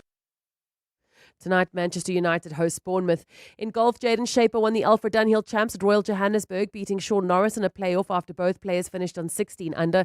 Shaper on his first DP World Tour title. I just got to keep fighting and keep doing what I was doing, and I mean, eventually it was hopefully going to happen. And if I look back at a few years ago when I just turned professional, finishing second in the Dunhill at Leopard Creek, that one felt like I could have been my first win. And to come, I think, 5 years later, to come out here at Dunhill, a different location, but I mean, playing again is just amazing, yeah. Spa Proteas defended their African Netball Cup, thrashing Uganda 54-36 in last night's final. Here's Proteas coach Jenny van Dijk shouting over the crowd. We know Uganda will make you work all day long on that netball court. We knew we had to come in strong. We knew that this game will be won in the circle. So we had a very good look at how they do things different within their circle without Mary being here for this tournament. They did a formidable job, and they really made us work extremely hard. And in rugby in the Investec Champions Cup, Northampton Saints ran in 8 tries and a 55 thrashing of the Bulls. Henry scoring a hat-trick of tries. The Stormers and Sharks both won on Saturday. Cindy Paluta, Eyewitness News Sport. Hi, this is Alia Itzebet, Hollywood Bet's brand ambassador. A reminder that you can still shoot for the stars while playing responsibly. If you or someone you know needs help, call the South African Responsible Gambling toll-free counselling line on 0800 006 008 or WhatsApp help to 076 675 0710. Hollywood Sportsbook is a licensed betting operator. Hollywood Bet supports responsible gambling. No persons under the age of 18 years are permitted to gamble. Winners know when to stop. Hi, I'm in grade 6 at Crawford International, and I'm already building my future. At Crawford, we don't just learn, we prepare for the world ahead. By grade 10, I can choose from a range of subjects in any combination. With experienced teachers, amazing extracurriculars, and AI-driven support, I'm set up to excel in everything, from maths to public speaking. Book your personalized tour. Crawford International, building global leaders. The Money Show. Weekday evenings at 6. On the next Money Show, we kick things off with the agricultural economist, Wandile Sehlobo. As South Africa's wine grape industry heads into 2026 with a lot of optimism, then as festive plans take shape, we unpack the insurance risks of holiday home swaps, Airbnb hosting, and car loans with Ernest North. But after that, we explore the art of culinary success with our How I Make My Money guest, Peter Templehoff, the award-winning chef. And as always, expert analysis of the day's biggest business news. The Money Show on 702. Let's walk the talk. The Money Show with Stephen Curtis is brought to you by ABSA CIB, accelerating infrastructure-led growth and economic resilience through the South African National Treasury's 11.8 billion rand infrastructure and development finance bond. ABSA is an authorized FSP and registered credit provider. You're with Bongani Bingwa. 702 weekday mornings, 6 to 9 a.m. Right, if you try to turn on the taps this morning or this weekend, or indeed found them dry or that the water pressure had dropped, well, you're not alone. Rand Water says they're in the middle of some major planned maintenance across Gauteng this December, and it has affected various parts of Ekurhuleni and Tshwane. We're joined now by Rand Water's Makenosi Maru, who joins us on the line. A very good morning to you and welcome to 702 Breakfast. Thank you for your time. Thank you very much, Bongani. Good morning to you and good morning to your listeners. All right, what is the latest with regards to water in the greater Gauteng area? I know I didn't have any water yesterday. Is that the case for most of Gauteng at the moment? Most areas are recovering, Bongani. We had our first phase of the maintenance, which started on the 15th. So we have completed that phase. So it started on the 13th. We completed on the 15th, which was yesterday. So we are done with the maintenance. Now it's a question of the system recovering. Obviously, the high-lying areas will be struggling, but the first phase has been completed. So what does that mean then for the residents of Gauteng? For the residents of Gauteng, some of them are beginning to get water. Water is trickling through the taps. I know that some parts of Ekurhuleni have recovered, some parts of Tshwane have recovered. So it's a question of just the system coming back, because what we're doing now is we are just putting water into the reservoirs, because some of the reservoirs were depleted. So hang tight, the water's coming back. Yes, definitely water is coming back. Like I'm saying, some areas actually are beginning to get water. Others, it was around 4 a.m. Others are saying around 8 o'clock they are beginning to get water. But just to emphasize, Bongani, that this was just the first leg of the maintenance. On Friday, we are starting again with the second phase, which will be Friday the 19th up until Sunday the 21st. All right. Makenosi Maru is the Rand Water spokesperson. EWN Traffic. It's 10 to 8. How are the roads looking, Amo? Well, Bongani, that accident we spoke about earlier on the R24 West has been cleared, but traffic remains a bit slow towards the Kilulis interchange. There's also queuing traffic on the N3 North approaching the Kilulis turn off while traveling in Netchurina as well as Meadale. Some delays reported along the Golden Highway between the N1 and Colander Road. Roadworks are causing these delays. Please be on the lookout there. And if you are traveling in Sharon Lee, do expect some heavy traffic volumes along Malibongwe Drive approaching the N1 due to roadworks. I'll have more updates for you, so stay tuned. There's more EWN on air, online, and on the EWN app. Business Outsurance are experts in business insurance for general practitioners, dentists, surgeons, and other medical specialists. Kuveni. It's so nice to know the business risk is taken care of by Business Outsurance. The call center was just a dream to deal with. Very seamless, easy experience, and it just feels like the people we're talking to on the other line understand our needs. Switch to Business Outsurance and you could get a massive 20% discount on your business insurance premium. Visit outsurance.co.za. Switch and save today. Licensed insurer and FSP. TCs and information online. At Checkers, we do more so you get extra this Christmas. With festive savings like Speco long grain parboiled rice 2 kgs, 2 for 55 Rand. And House brand 2-ply white toilet rolls 24-pack for 129 Rand. Plus, stand a chance to win your share of 7 million Rand in prizes. Simply buy any 3 qualifying products and swipe your extra savings card to enter. Valid until Sunday, only at Checkers Hyper. T&Cs apply.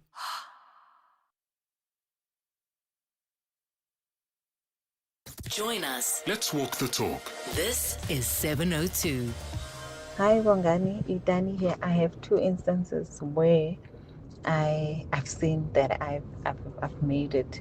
The time I started snacking on cheese, and not just cheese, not the sliced one. You know, the the one that you cut. Yeah. Now, when I started moving and eating like your blue cheese, I was like, yeah, now it's a step above.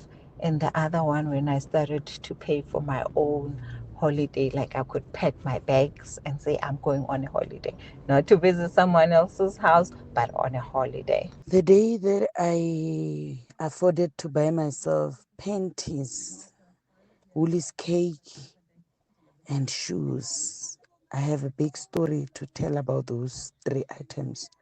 My twin sister and I used to share a packet of 5 panties. This year I would take 3, the following year she takes 3. Woolies cake, it's an achievement in my household. You know, speaking as Mandy said about the husband, he battled to spend money on himself. I'm in that spot. I'm in that space, buying myself something before buying my kids or anyone else close to me. It's so difficult. I think it's something that Bongani needs to speak about maybe tomorrow or the day after, but it's difficult. I mean, I've got shoes that I've had them 10, 15 years, and they're comfortable, happy, and they're in pregnant house. Gosh, and there are so many stories that the circumstances around the creation of scarcity, right, aren't always about there was no job. I mean, a friend of mine was reminding me about he was younger than 30 when his mom passed away. He was approaching 30. His mom passed away. His dad had died when he was much younger. And suddenly he had the responsibility of raising his remaining siblings, 3 of them. So he's just starting out in life, reckons he's about to make it, and he suddenly has 3 siblings to look after. And he talks about how there were times he would go to bed without anything in his stomach just to make sure the 3 siblings got through. It's a happy story in the end. Both he and the siblings have done well since. But that's the kind of story so many of us, and it wasn't Mandy, it was Cindy, who was talking about the moment her husband, or then boyfriend, could buy himself a milkshake. Because as a kid, he either wasn't allowed to have, or if he did, he'd have to share. What's that thing that you couldn't have when you were a child, or it was hard to come by? And now when you buy it, you either still feel guilty for buying it, you feel like you're being wasteful, or you reward yourself. What is that for you? 702, good morning. Paul in Renfontaine. Arbitrary things to count. It is funny that you mentioned how many scooters there are in South Africa, things that could be counted. In less than an hour ago, I listened to Katie Melua's there are 9 million bicycles in Beijing. Yeah, maybe it would do us good to know something arbitrary like sporty. Yeah, I know that song. 9 million bicycles in Beijing. Gosh, we were just having fun because we were having the statistician general, and I thought, gosh, what would be an odd thing to know, or that they know, something that the rest of us wouldn't think to count? But actually, these things do matter. I'd love to know how many scooters there are in Johannesburg, these delivery scooters that, work with the various food or delivery apps. How many of them are there on our roads? 702 feedback with Siamtanda Matiso. Samtanda Matiso, of course, just to let everyone know, we're, I think, officially in holiday mode. So we don't have What's the Question. That'll return next year. We don't have the Whiz Quiz. That will return next year. We don't have Kabazela. Not that he'll return next year, but he's still a little unwell. So that's part of why some of the more familiar features you are not hearing today. Yeah. That's part of the feedback. Absolutely. Did I just take away your feedback? My job. That's the end of it, guys. Bye. I'm doing an Amo. You are. But to add on. Just explain, Amo's that team member who will... Amo's the Tom Holland of, if you know Tom Holland, she would never be hired for Marvel because Amu. The one gives away the secrets. Shame, poor thing. All right. Well, just to add on, when did you realize you were less privileged. And for me, it was when I went to a sleepover when I realized, these people are living lavish lives. They had 2 TVs, they had 2 lounges. I was like, oh my word, I want this life when I grow up. So, and for me, I realized that I come out of it when I could afford to buy myself McDonald's and KFC at any time I wanted, because that was a luxury. Yeah. When it came to me, you knew that when mom gets the bonus, that's when you get to go to Spur. And the fact that I can do that now is just an amazing thing. So I had this weird dual experience. Mhm. Somehow, my mother decided to sacrifice and take me to one of the best schools in the country. Right. Taking me to St. John's, right? Scraping and scraping to do that. I come home. I was a day scholar. Eventually we had a TV, but it was placed on top of boxes Mhm. and covered with a cloth, right? I Right. had a bed, but there was no headboard. So I go to a sleepover to a friend's house, Right. and he had a double bed in his room. Mhm. This was a thing in the 80s. Don't ask me why, but the headboard had a velvety material. And then it had a little radio in the middle of the headboard. Mhm. And you could play a cassette. And this had been his parents' old bedroom suite, which, of course, as the firstborn, they then passed on to him. But I remember thinking, not even my mother has this fancy a bedroom suite. Do you see what I mean? Yeah. So I'm in the midst of this wealth, but I don't come from it. Yeah. I'm sure it was inspirational, though. There were times it just was weird. Yeah. No, right? I hear you. When you go to sleepovers and you're not that keen to have your friends come to yours Yes. for a sleepover. Because at some point they're going to ask, when are we coming to your place? Yes. Bona, they once came and surprised me on a Saturday because they knew where I lived. Yeah. Were they not fascinated by your lifestyle? Hey, I didn't ask too much. I hope they get out of here very soon. As a Type of vibe. consequence, I remember actually as a teenager, Yeah. I'm probably saying too much now, but I remember as a teenager, I went through a period where no bag was safe of any visitor in our house Explain. because I used to steal money. Because we used to have first break and second break. Yes. Second break was a hot lunch provided for the boarders. But if you were a day scholar, you could buy into the hot lunch, which my mother did. We had breakfast at home. She'd paid for the hot lunch, and there'd be supper at home. Why do I need money for first break? But in the first break, people go to the tuck shop. And there's sweets, and there's hot dogs, and there's hamburgers. So I need to show up in the first break. So if you were a visitor in our household, your purse was not safe. Because I Those needed to bonds. keep up for a first break. Yeah, ne? And It's that's 8 the o'clock. feedback. This is EWN. The ANC wants Tamin Ntuli to remain as KZN Premier, and taps will run dry for some Joburg households. Good morning, I am Sfiso Zulu. KwaZulu-Natal could be in different political hands by close of business today. That's if a motion to remove Premier Tamin Ntuli succeeds. The legislature is expected to hold the vote brought by the MK party this morning. The ANC's Boniso Duma says that one extra vote won't be coming from his caucus. I'm fortunate enough that I grew with majority of those 14 members. I've known them some 20 years, some 25 years, some 15. So I do trust that they are going to do a job. I'm delegated at this point in time as the leader for the ANC in that legislature. I don't think there is going to be any shenanigans from the ANC. The DA's provincial leader and MEC for Finance, Francois Rogers, says he's also confident the motion will fail. Look, I think on the 16th the sun will rise in KZN and I'll still be the MEC of Finance because I work on numbers. saying in KZN, teams responding to the site of a deadly temple collapse are hoping to have a clearer picture of the devastation today. 5 bodies have so far been pulled out of the rubble after technical crews worked through layers of debris for more than 2 days. It's unclear what caused the collapse of the 4-story structure in Verulam on Friday.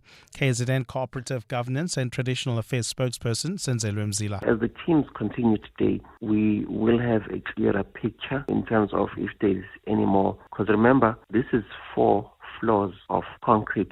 In the site, they were pouring concrete on the top floor, and then this collapse happened. So these teams are working through every layer. So we will have a clearer picture today as they penetrate to other levels.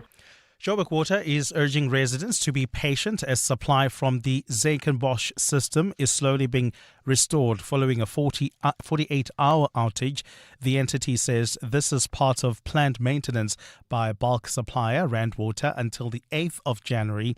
Areas affected this morning include Lenasia, Randburg and parts of the Johannesburg CBD. Jabuli Lembata reports. Joburg Water Managing Director Nchabeni Mugwebo says residents across the metro should expect reduced water pressure and intermittent supply. Mugwebo says the second phase of the outage will begin later this week. 19 December from 1800 hours to 21 December midnight. This is 54 hours, and this really is happening within the Ekenhof system. It is not necessarily affecting the entire Ekenhof, I must say up front. It's going to affect parts of the area that are supplied from Ekenhof, and those areas that are going to be affected is the Power Park, Dorankop, Zondi, Bramfisher, and Lenasia. Joburg Water says water tankers will be deployed to areas experiencing outages during the maintenance period. Jabuli Lembata, Eyewitness News. And Australia's Prime Minister Anthony Albanese has proposed tougher gun laws after gunmen killed 15 people in a mass shooting targeting a Jewish festival at a Sydney beach. 50-year-old Sajid Akram was killed in a shootout with police, while his 24-year-old son Naveed is in a critical condition in hospital. The father was licensed to hold 6 guns, all of which police believe were used in the shooting at Sydney's Bondi Beach yesterday. Authorities have labelled the shooting a terrorist attack targeting Jewish people during a celebration of Hanukkah. What we saw yesterday was an act of pure evil, an act of anti-Semitism, an act of terrorism on our shores in an iconic Australian location, Bondi Beach, that is associated with joy, associated with families gathering, associated with celebrations, and it is forever tarnished by what has occurred last evening. Gold is trading at $4,326.85 an ounce. The rand is at 16.86 to the dollar, 22.53 to the pound, 19.79 to the euro. Brent crude oil is at $61.40 a barrel. And in the traffic, we've got delays on the Madibongo Drive in the Sharonley area towards the N1. Roadworks are causing these delays. And then in Mulder's Drift, we've got an accident reported on the N14 West. It happened right after the R115. Please be on the lookout there. And in your sport, the Proteas suffer a heavy 7-wicket loss to India in the third T20. In the Premier League, Holland scored twice as City won at Palace. Villa beat West Ham to keep the pressure on the top 2. The Spar Proteas defend their African Netball Cup, beating Uganda by 18 goals in the final. And in golf, Jaden Shaper gets his first DP World Tour title after a playoff with Sean Norris. A partly cloudy day in store for Gauteng with scattered showers and thunder showers expected. Johannesburg and Vereeniging both starting at 14 degrees, peaking at 25. Pretoria 15 and 28. The top story in EWN this hour. KwaZulu-Natal could be in different political hands by close of business today. That's if a motion to remove Premier Tammy Ntuli succeeds. EWN, in touch, in tune and independent. For the latest, visit ewn.co.za or download the EWN app. This is Breakfast with Bongani Bingwa on 702. Let's walk the talk.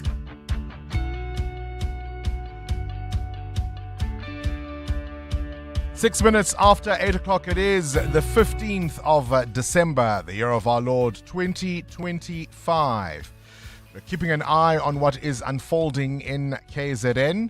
The province could be in the hands of a different political party by close of business today. That, of course, if that motion to remove the current Premier Tami Ntuli succeeds. The legislature is expected to hold a vote brought forward by the Mkhonto Wesizwe party. That vote is going to be taking place this morning. One extra vote is what they need, says the ANC's Siboniso Duma.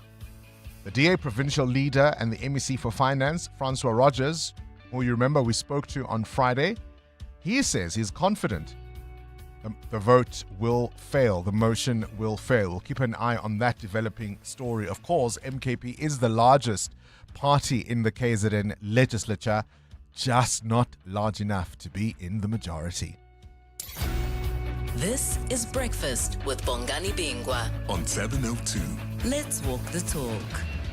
The other story we're keeping an eye on, and we're going to be speaking to the Minister of Higher Education. This is the deregistration of 3 big private colleges in South Africa. I think as many as 7,000 students are now going to be left in limbo. The ministry says they've simply failed to comply. We're not giving annual reports, not publishing SARS compliance certificates. What happens to the 7,000 or thereabouts students who are now going to be left in limbo? Parts of Johannesburg without water. We're told it's due to maintenance, says Rand Water. And this kind of thing is going to be ongoing throughout the festive season. So if you try to open your taps, that is what is going on. Is it as simple as that? Do you buy it? Or is your general sense that our systems are collapsing and it's part of that wider infrastructure conversation? And I know that the MEC will come on and he won't speak to the roads, or he won't be able to speak to the water issue, or he might not be able to speak to the electricity issue. But the overall experience of being a resident of Gauteng, do you think things are improving, things are getting better, or are you just worried that there's decay all around us? I mean, I haven't had power since last week Wednesday, and the last communique we got from City Power was that they're working to restore the substation and that electricity would be restored by 8 o'clock last night. It wasn't, but it was just a one-liner, as if the power had gone out, 2 hours before. Yeah, relax, we'll get it sorted. Yeah. It wasn't. It almost didn't clock, to me at least, that they know that the power's been out for days now. The urgency of it. No. Right? And so even when you bring on somebody to come and talk about the maintenance issue, I know there are residents in parts of Johannesburg who haven't had water for days. So for them, it wasn't just this maintenance. I mean, I woke up this morning, there was no electricity and no water. Sure. Do you see what I mean?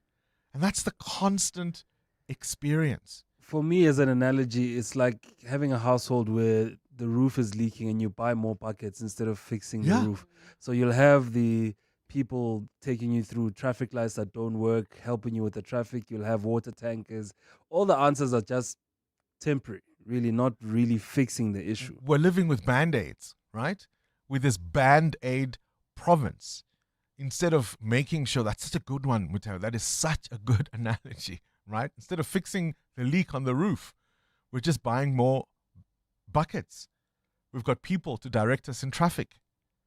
You've got these private companies fixing potholes, right? Decay all around us. Let's talk. We're listening. Yeah, Bongani. We grew up in a family of 6, me and my cousins. We knew we were poor because school shoes were bought in December. So if your school shoes are messed up during the year, you have hambios tungisa and stuff. And if surprisingly one of us, shoes were bought for us by our aunt, we used to say no.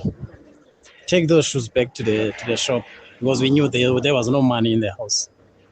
Even today, there are things that I don't eat, actually. that I don't eat because I ate them too much during those days.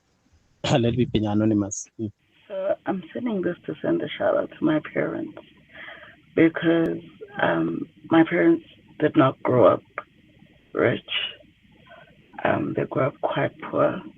My father used to tell us that he would walk 10 kilometers to school, sometimes with no shoes, sometimes in the rain, and sometimes he would have to turn back from school during lunch because he didn't have a lunchbox or money to buy any food. So we didn't get to experience any of that because of the work that they did to give us a really good life. So this is shout out to my parents and shout out to everybody who's worked hard to give themselves a better life. It's very difficult. Good morning, Bongi, and your team. This is Flores from the beautiful Western Cape. Bongi, as a middle child, we were 7 siblings, raised in the 70s, 80s.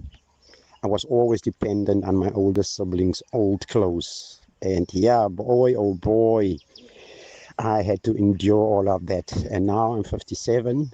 There's no children in the house. Everyone are out. I'm debt-free and I have money and I'm not sure what to do with it. So I'll just buy whatever I like, whatever I feel having. And let me tell you, I still feel sometimes guilty because there's clothes, there's shoes in my house that I don't get to wear even because I have so many of them. So yeah, I'm going to clear out my wardrobe and just give some of those stuff away because it's just gathering dust. Have a good job. Bye-bye. Good morning, Bongani and team. It's just really lovely to hear people's stories about them realizing that they're no longer poor. It's really refreshing and it's just quite heartwarming to listen to. And also it just makes me think and reflect on how far we've come since apartheid. It's wonderful that so many of us have been provided with opportunities that many of our parents and, their parents were not afforded. So, yeah, it just makes one think. Thank you so much for a lovely show. Take care. Bye. Gosh, I had a cousin, he died during COVID, but he was one of the snappiest dressers, sharpest dressers I've ever known. Because, growing up, his mother, who was my aunt, and my mother would make him wear school uniform even on weekends. So he would wear grey pants, grey long pants, and a white shirt and school shoes. And for them, they were proud that, he goes to school. And so as soon as he could make any bit of money, he bought himself clothes, and that became his thing. Part of it was because there was no money for him to dress well in civvies. It just goes to show how far many of us have come. EWN Traffic. Up next, we speak to the Minister of Higher Education, who joins us about the deregistration of those colleges.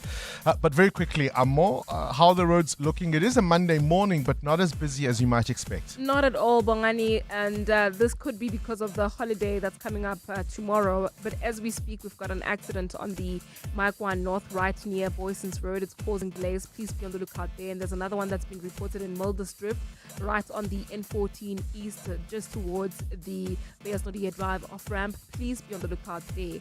I'll have more updates. Stay tuned.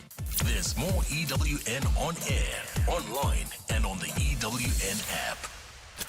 You're with Bongani Bingwa. 7:02 weekday mornings, 6 to 9 a.m.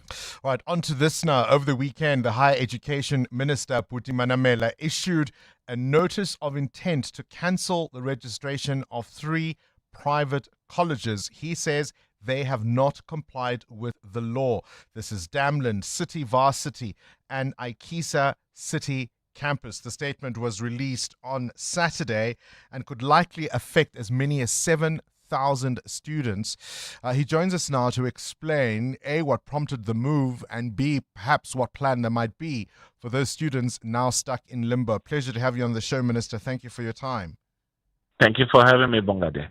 All right, so from what I understood from your directive or your statement, this is an action that follows, you say, a prolonged pattern of non-compliance. Oh yes, definitely.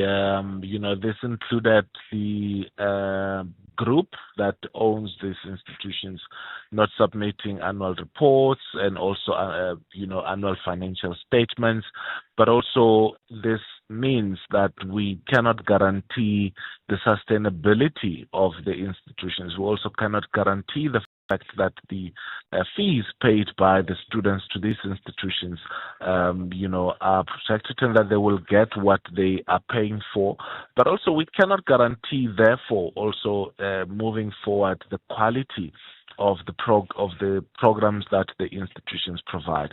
And so on those basis, we are then issuing this notice of intention to cancel the registration, and we'll hear from them or any other party, that may be affected by this. But what I want to indicate, particularly to those students who, are currently studying with these institutions, we understand that 2 of the 3 had not been operating. But if you're studying with any of these 3, please ensure that you keep all the records, particularly records relating to your academic performance, so that when you are able to transition to the next institution, you are able to do that with ease. We will announce as soon as this has been completed, what measures need to be followed. And I may understand that there are some students who apparently have already paid registration, which we do not encourage. But if you have, part of this process is intended to protect, those students, so that institutions remain liable for the students who may have paid any monies to them and not received any service from them. Was there, I don't know how to frame it correctly, but was there a way to avoid this last step? Because it feels as if the students are the ones who are going to pay the ultimate price for what clearly is not a fault of theirs. Yeah, well, definitely, yes. There are processes that we consider. This one in particular started as early as 2023, if you recall. Then Minister Nzimande affirmed the deregistration. But subsequent to that, there were engagements between the college itself and the ministry and or department, and for some reason, the colleges were then re-registered with certain set conditions, which they've consistently failed to meet, and so that's why we are doing this. It means that any further operation by these colleges will compromise, any other student who registers with this institution. And so that's why, in the interest of the students, in the interest of their, especially financial resources and future, that's why we, are making this action. And so what usually happens, Bongani, this is not the first time that we've had a private higher education institutions not complying, and therefore, we put in place measures for a teach-out program. We also insist that the institutions themselves, put in place measures of transition for students who are currently studying with those institutions in order to ensure that their future is not jeopardized. And so I'll really encourage, students to now look at alternative institutions, but also to await communication from their institutions and not to pay any further money, until we have finalized this process of cancellation. What happens to somebody who is, mid qualifications, right? They're still in the process, maybe they've got another year or 2 years of a course they've already started. And presumably one of the reasons one would choose these colleges is they may be some of the institutions or the only institutions that offer particular qualifications. That's just hard luck to those people. Well, not necessarily.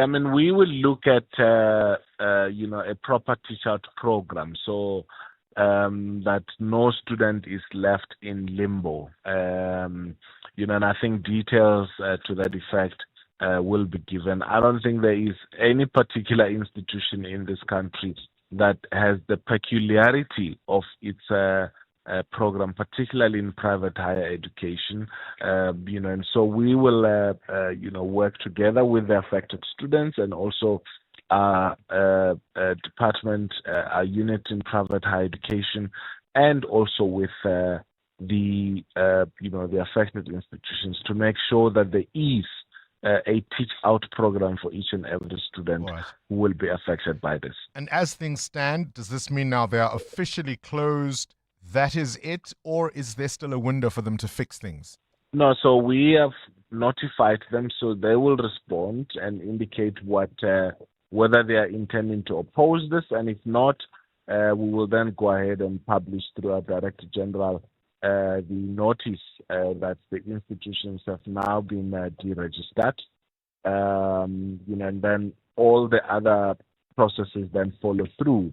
I know that there are people who have also studied with them in the past and who are worried on the status of their qualifications. Don't worry.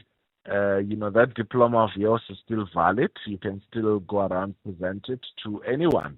If you're seeking employment or to prove that you qualified, at any of these three institutions. So those shouldn't worry at all. All right. Appreciate your time. Minister Manamela there, the Minister of Higher Education. Thank you very much. 702, The World View. With Adam Gilchrist. Let's catch up now with news from elsewhere in the world. Adam, we're going to have to start in Australia, this mass shooting, and it looks like it was an anti-Semitic attack.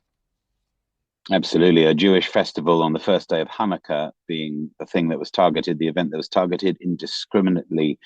The two gunmen fired into the crowds. Therefore, the victims are as young as 10. A 10-year-old girl was killed, and an 87-year-old woman, and then a lot of people in between. So we know that the death toll was 15 plus one of the gunmen, and 42 people taken to hospital with injuries, some of them in a bad way. Australia changed its gun laws hugely. This is sort of one of those things that absolutely defined it. In 1996, the famous Port Arthur massacre prompted really strict gun control in a way that the massacre at Dunblane in the UK changed UK gun laws. But to have this now happen, yet luckily, I suppose you could sort of argue, these two attackers are father and son working in cahoots, which is just weird in itself, but they didn't have access to automatic weapons or semi-automatic guns. Can you imagine what a couple of assault rifles would have been? I mean, the damage would have been even worse. It's bad enough as it is. Australia is in a state of mourning. People are shocked beyond belief because it doesn't happen in that country. It just doesn't happen. And yet here now they're looking at anti-Semitism, at the gun laws again. But out of it, at least, there is this extraordinary positive of this guy, Ahmed Al-Ahmed, who charged the attacker. I'm sure a lot of people have seen the video by now.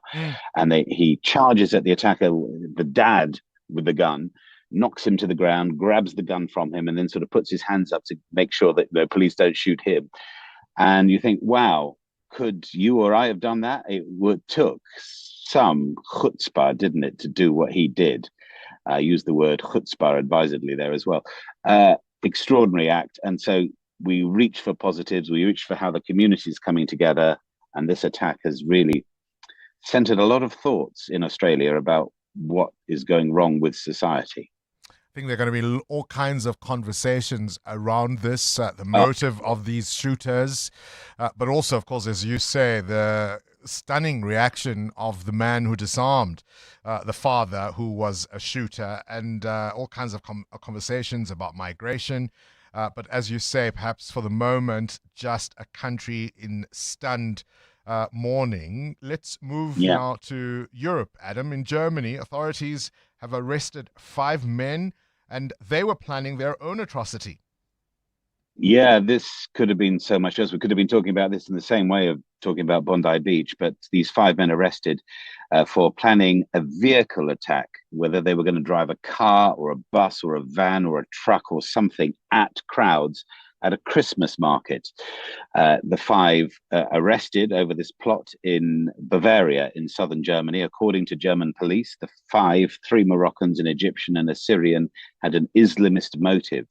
And to target a Christmas market, of course, is not new, but it's not exactly anti-Christian, but it is, of course, about striking a blow at the Western ideals, isn't it? And so to have targeted a Christmas market is not new. And unfortunately for Germany, they've seen several of these. In fact, only a year ago, 6 people were killed at a market in Magdeburg. But thank goodness on this occasion, they seem to have foiled the plot. And let's hope that's that. But it's the time of the year when you just don't want this. It shouldn't be happening now, should it? Hanukkah, and we just had Diwali and Christmas coming up, but here we go again. Yep. Here we go again, indeed. I mean, our next story, Adam, should have ended happily, but even that, I'm afraid, didn't quite go as much the way fans would have wanted. Not exactly, no. And there are big headlines about this in India, about the appearance of Lionel Messi. So he was on this so-called greatest of all time tour. And you could certainly argue Lionel Messi is not the greatest of all time. He's one of the GOATs. He was appearing at Kolkata's Salt Lake Stadium. So this is a part of India where, they're still cricket mad, but they love their football. So Lionel Messi was going to turn up and play in a sort of exhibition match and then meet the crowds and spin around and talk to a few, and therefore that's why people were paying what could easily have been 2 or 3 weeks' wages. It was 12,000 rupees for a ticket at least. That's what, $130+ to get in. And yet when it happened, no match.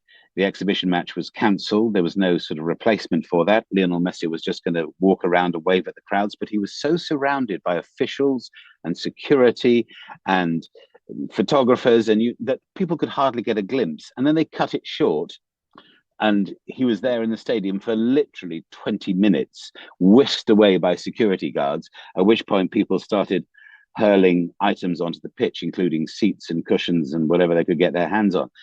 It turned out to be, if not the greatest of all time, then probably the worst arranged tour of all time. It has not gone down well with a lot of Indians, that this was meant to be a celebration of an extraordinary talent and ended up as being, frankly, a bit of a Mickey take. Yeah, at least he knows he's popular everywhere around the world, if nothing else. Well, he was. Yeah, there we go. We'll leave it there for this morning's Worldview.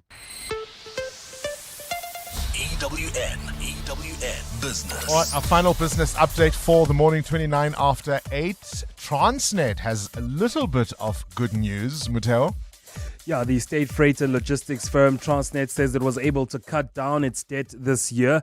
Transnet has narrowed its half-year loss by nearly 18% as freight rail volumes improved. The firm says the loss narrowed to 1.8 billion rand in the 6 months to September from 2.2 billion in the same period last year. Now, according to the interim results, revenue for the reporting period increased by 8.8% to 45 billion rand. This is in line with an increase in rail, container and petroleum volumes and weighted average tariff increases in the port and pipeline businesses. Transnet says it moved 81 million tons of cargo during the 6 months to September. The Curro takeover now under scrutiny. Yeah, even more scrutiny, Bongani. The Financial Sector Conduct Authority is assessing a complaint of possible insider trading in Curro shares in the weeks and months leading up to the multi-billion rand takeover bid. Now, insider trading is the illegal practice of buying or selling a public company's shares or securities using material, non-public information, giving you, the trader, an unfair advantage. Now, in August, the Yani Mouton Foundation put down 7.2 billion rand to acquire all remaining shares in the private school group Curro. Now, according to MoneyWeb, the regulator confirmed that one of the statutory bodies responsible for monitoring market activity had reported suspicious trades to the FSCA in the months before the announcement, and that the complaint is under assessment. The news saw Curro shares surge some 60%, and some firms could have unduly benefited. Where's the rand? At this hour, still doing quite good at 16 Rand 85 against the US dollar, 19 Rand 77 cents against the euro, and at 22 Rand 50 cents against the British pound. Price of gold up 1.5% at $4,342 an ounce, or platinum is up 4.5% at $1,774. Brent crude at $61.41 a barrel. That's your morning business. Stephen Grotes with more this afternoon. 8:31, your time check. Straight to the news desk we go. And motorists have to be safe this festive season, Sviso. That's right, Bongani. It's a warning from authorities, especially those who are driving under the influence this festive season. Traffic volumes are expected to increase in the next few days as people travel across the country ahead of Christmas next week. An off-duty law enforcement officer in Cape Town died yesterday after he was struck by a drunk driver while attending to another crash. The Road Traffic Management Corporation's Simon Zwane. Most of it really is really about the alcohol use, and it also involves pedestrians. Particularly, a high number of fatalities in the Western Cape would involve a high number of pedestrians. So it's an issue that is going to be receiving close attention in the coming weeks. Also, fatigue becomes a big issue this time of the year, so we'll be looking into those issues. KwaZulu-Natal Finance MEC Francois Rogers says he's working on a long-term plan to make the Zulu royal family financially self-sustainable and less reliant on provincial government funding. Each year, the provincial government allocates millions of rands to the monarchy. In the previous financial year, Rogers signed off an 86 million cheque to the palace. An interview with EWN, Rogers says the province needs to rethink how it supports the Zulu royal family. Tabiso Goba reports. Finance MEC Francois Rogers says one option is to emulate Botswana's Meat Commission model in KwaZulu-Natal. In 1965, Botswana's government established the BMC in a move to promote the country's beef and related products across the world. The BMC, which still exists today, played a significant role in Botswana's early economic development years. Rogers says the KZN government can also assist the Zulu royal family in leveraging its vast land and cattle to create something similar. I've now found investors who are prepared to come in to form a joint venture with the royal household to look at a beef canning plant to export canned beef up into Central Africa, where there's a huge demand for it. And we've done some preliminary numbers and studies on this model. The King is really interested in it. Rogers says other strategies include the commercialization of the Zulu royal family's rich history and heritage as a tourist attraction. Tabiso Koba, Eyewitness News. And Hong Kong's pro-democracy media tycoon Jimmy Lai has been found guilty on 2 counts of foreign collusion and of seditious publication. Lai has been behind bars since 2020, with his case widely criticized as an example of eroding political freedoms. Prosecutors say Lai was the mastermind behind 2 conspiracies to ask foreign countries to impose sanctions against Hong Kong or China. He now faces a maximum penalty of life in prison and will be sentenced at a later date, but he can appeal the charges. A partly cloudy day in store for Gauteng today, with showers expected. The temperatures will peak at highs between 25 and 28 degrees. And in the traffic, we've got delays on the M1 North. This is between Boyson's Road and the Crown turnoff. An accident has been reported along this route. There's also an accident seen along the R24 West in the Bedfordview area, right near the Giluli's interchange. Delays coming out of the N12 merge. Please be on the lookout there. The top story this hour: motorists are being warned against driving under the influence this festive season. Cell C is now proudly listed on the JSE. You can say we put the C in JSE, the pinnacle of a 24-year game-changing history, giving South Africans affordable, reliable connectivity. We've adapted and perfected the ABCs, now ranked #1 in SA for video experience on 4G and joint #1 for network reliability. Really? C. Now nothing should stop you from being a part of the C. Speak to your broker. Cell C. Some moments only come around once, like the Audi year-end sale. Get the Audi A1 from $6,999 per month, with no deposit, a 90-day payment break, so you only start paying next year. Plus, a guaranteed buyback. There's limited time to show up, but unlimited time to stand out in the Audi A1. Visit audi.co.za or your nearest Audi dealer before the 24th of December. T's and C's apply. Weekday evenings at 6. On the next Money Show, we kick things off with the agricultural economist, Wandile Seklobo. South Africa's wine grape industry heads into 2026 with a lot of optimism. Then as festive festive plans take shape, we unpack the insurance risks of holiday home swaps, Airbnb hosting, and car loans with Ernest North. But after that, we explore the art of culinary success with our How I Make My Money guest, Peter Templehoff, the award-winning chef. And as always, expert analysis of the day's biggest business news.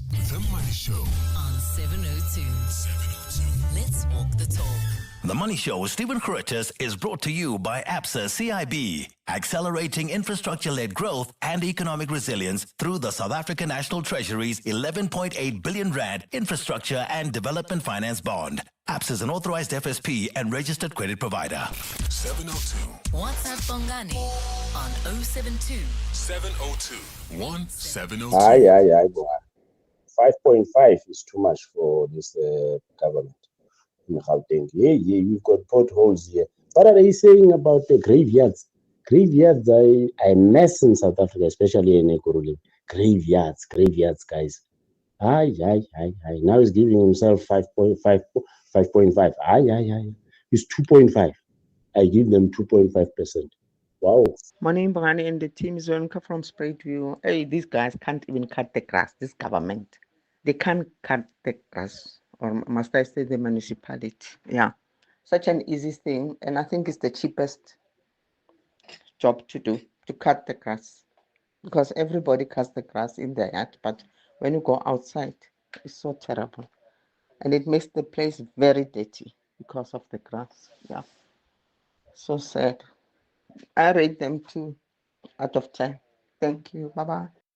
We asked you, and we asked the MEC, Jacob Mamabolo, this is the Gauteng Infrastructure Development MEC, to rate the state of our infrastructure in the province out of 10.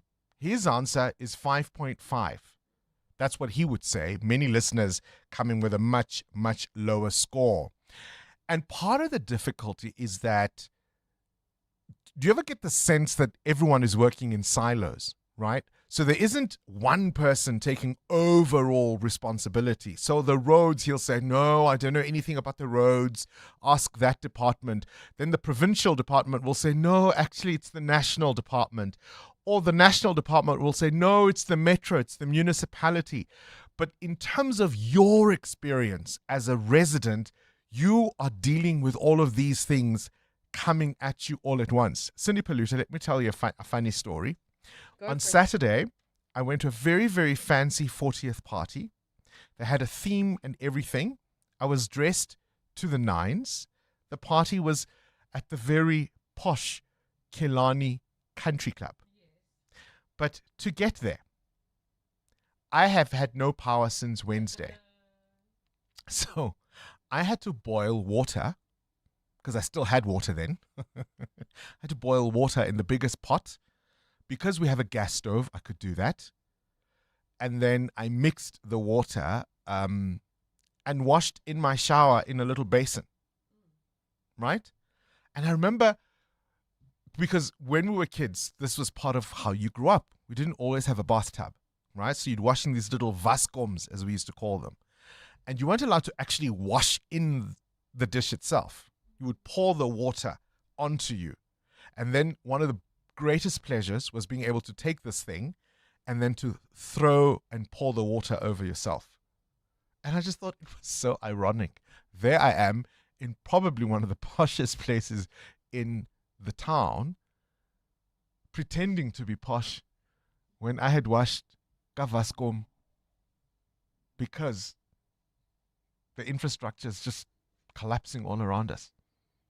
So I have no electricity since Wednesday. And most of the weekend, we've had no water. Yeah, ne? I think, Bongani, for me, it's not a case of we don't have. It's that as South Africans, we've allowed it to happen. We've literally gone, oh, well, there's no water. I'm sure it'll come on in 24 hours. I'm sure it'll come on in 48 hours. You know, and it's this slow degradation that we've just allowed.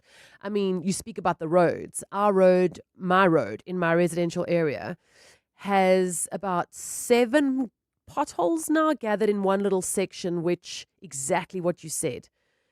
Roads agency says it's water says it's roads agency, and they've gone round and round and round and round. And eventually last week, Monday, they came and they fixed it. But I don't know if you've noticed the amount of rain that Joburg has had in the last week. So they tarred over water. So basically by February, it's going to be one huge trench. Yeah. And I think we've just allowed it as a nation because we go, well, at least we aren't as bad as XYZ. But the fact of the matter is that at one point we were as good as XYZ. Yeah. We're not a world-class African city. And it's really, really sad to see it happening. But then as citizens, we feel so helpless. Because how many times can you phone to come have the grass cut like that lady said? But also, it's this confluence of all these things. So, for example, on my street, the reason we have gaping potholes, which they've plastered over with tar, is because of constant pipe bursts. Yes. Right? So for example, the sections of the street that if you were to drive at night, good luck to you. No, it's hectic. Do you know? I mean, there's a part where if you turn, you have to wait to make sure it becomes a not a one-way, but a one-lane road. Yeah. It becomes a one-lane road because there's this gaping hole that's been there for months. Then you have no water. Then the traffic lights are not working. There's people to direct traffic. Then there's signs that tell you, hey, this spot is a hijacking spot. So it's known that it's a hijacking spot, but there's no police to make sure you don't get hijacked. And just, you get overwhelmed by all of this decay. Right. And then you sit there and you go, well, where do they start? Because as you heard that voice note, that lady said, well, just cut the grass. And then they'll go, but actually this place needs that. So the grass is going to come last. Yeah. And then if you're unemployed in the city, you're looking around and you're going, pay me. I'll come cut the grass. But nobody's doing anything because from the top down, everybody's just allowed slow decay. There's a stretch of road between the National Health Laboratory Service and Edenvale Hospital. So this is on the R25 Modderfontein Road. There's a bridge there. I promise you they've been fixing it for the last 10 years. Yeah. For the last 10 years. Anyway, let's talk about sport. EWN Sport. It's been a seesaw series, as you said earlier, but I think the Proteas have a tougher path to winning the series because it's a 5-match series. And where do things stand now? India 2-1 up. So, as you said, Proteas have it tougher because they have to win their last 2 games if they don't want to lose the series, right? And yesterday they were thrashed by 7 wickets by India. Proteas 117 all out, 61 of those runs belonging to captain Aiden Markram. India got the win with 4 overs to spare. Markram says it wasn't a pitch to bat on. Look, to the eye, it actually really looked a good wicket. A guy like Ravi Shastri mentioned it looks pretty nice as well. So you don't necessarily expect it to do that much, and then for it to be for such an extended period of time. It felt like it almost went throughout the whole innings. So, but again, you can come across conditions like this, and you have to have a plan, I guess, as a unit to try get to a competitive score that gives your bowlers a chance. 4th T20 is on Wednesday. Manchester City stays 2 points behind league leaders Arsenal after beating Crystal Palace 3-0. City's 1 point ahead of Aston Villa, who beat West Ham 3-2. Sunderland got a 1-0 win over rivals Newcastle. Walt made with an own goal. Brentford finished 1-0 with Leeds. Brentford's goal from midfielder Jordan Henderson, who in his celebration recreated former Liverpool teammates Diogo Jota's celebration.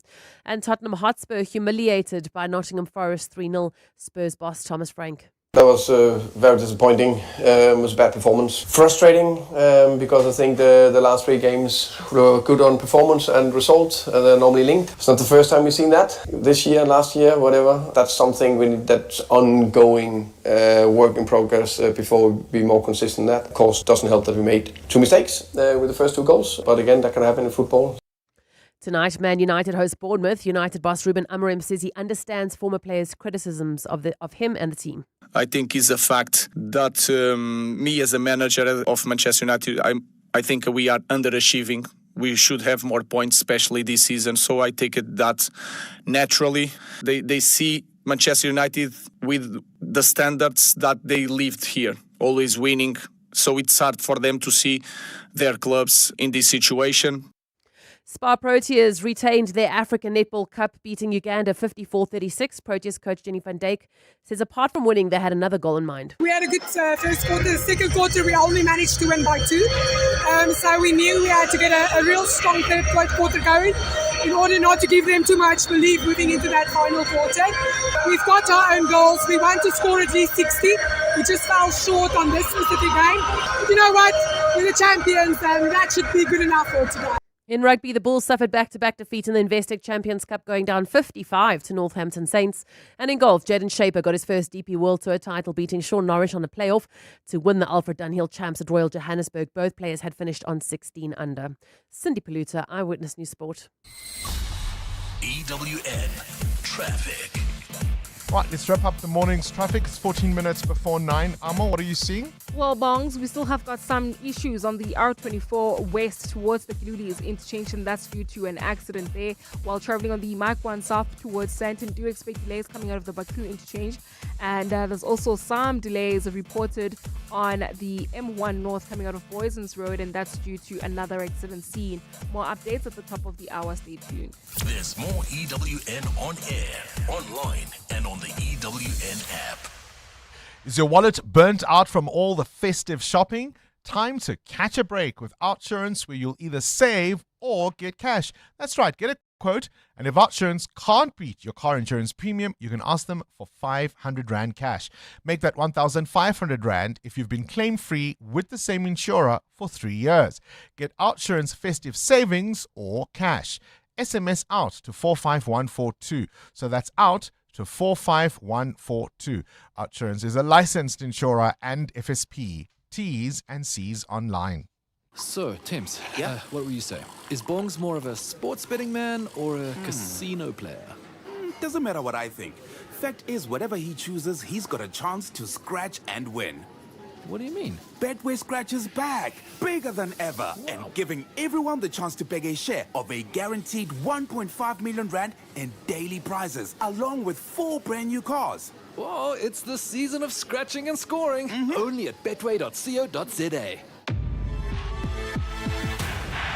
Betway is licensed by the Mpumalanga Economic Regulator. No persons under the age of 18 are permitted to gamble. NRGP counseling line 0800 006 008. All events are fixed odds betting games. Coming up on the Clement Manyatela Show on 702.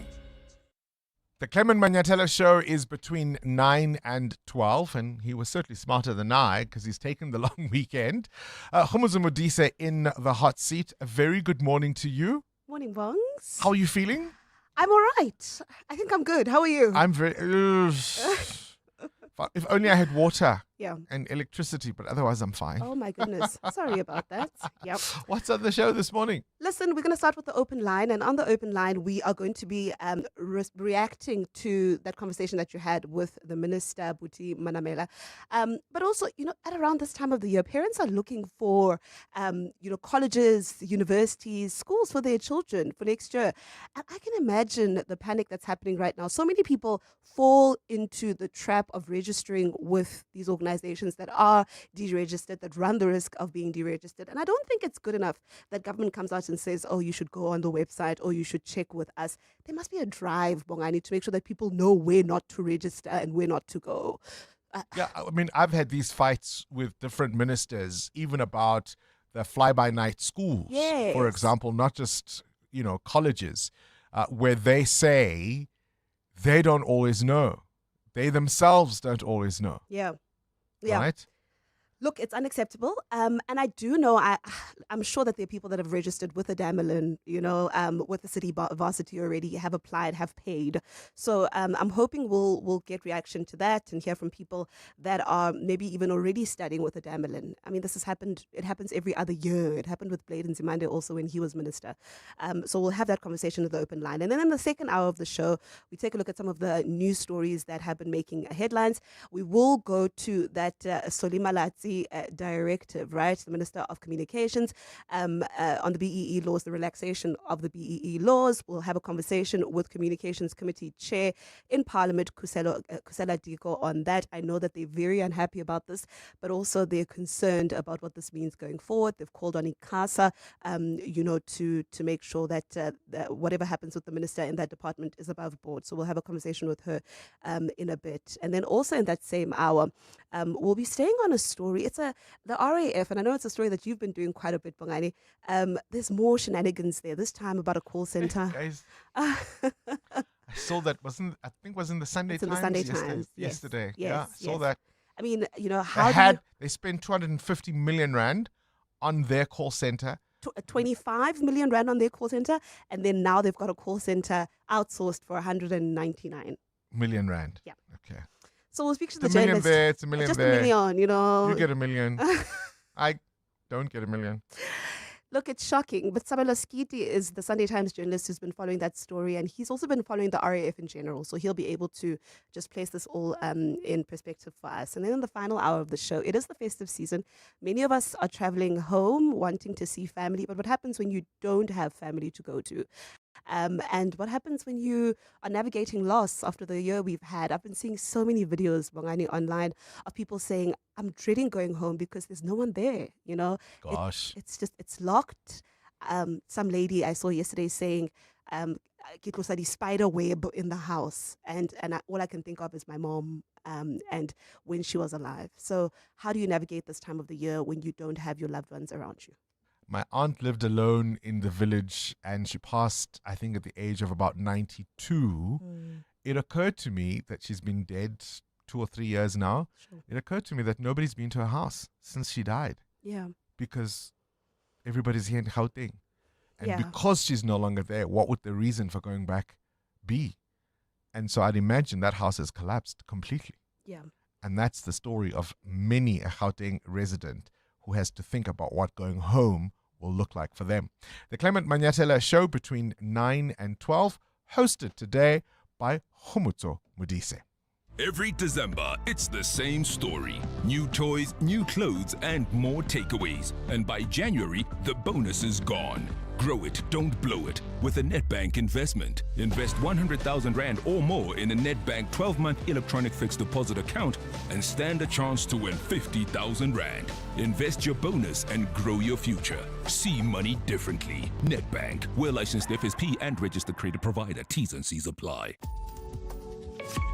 Hi, this is Carol Shabalala, Hollywood Bet's brand ambassador. It's more fun when it's for fun. Playing responsibly is always a winning strategy. If you or someone you know needs help, call the South African Responsible Gambling toll-free counseling line on 0800 006 008 or WhatsApp help to 076 675 0710. Hollywood Sportsbook is a licensed betting operator. Hollywood Bet supports responsible gambling. No persons under the age of 18 years are permitted to gamble. Winners know when to stop. Naked people never skip leg day because naked people spend less time on insurance admin and more time at the gym. Go to naked.insure now, get a car insurance quote in 90 seconds, and get naked. Naked Financial Technology is an authorized FSP.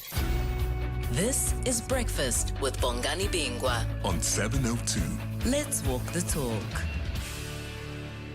You're looking for something special to do, maybe a little magical with the family this December. The Joburg Zoo is glowing again. We've told you about the Festival of Light. Life-size glowing animals, music in the air, great vibes, and a festive night out for kid and adult alike. And it's all happening after dark. And this Wednesday, there's going to be quite the entertainment lineup featuring DJ Prince, Bongi, Archie, and a special drumming session. To tell us a little bit more about this, we've invited the artist Esther Mamabolo, who believes music is more than just sound. It's memory, it's healing, it's identity. Esther, very good morning to you. Thank you for your time. Can you paint a picture of what we can expect? Good morning, Bongani. Good morning, everyone. This is Esther Mamabolo, a music facilitator and an indigenous music artist, an assessor, a facilitator, and an accredited South African educator. What we can expect at the Joburg Zoo Festival is more than just an entertainment. We know that art and entertainment is given, but why not we leave a mark on everybody's life?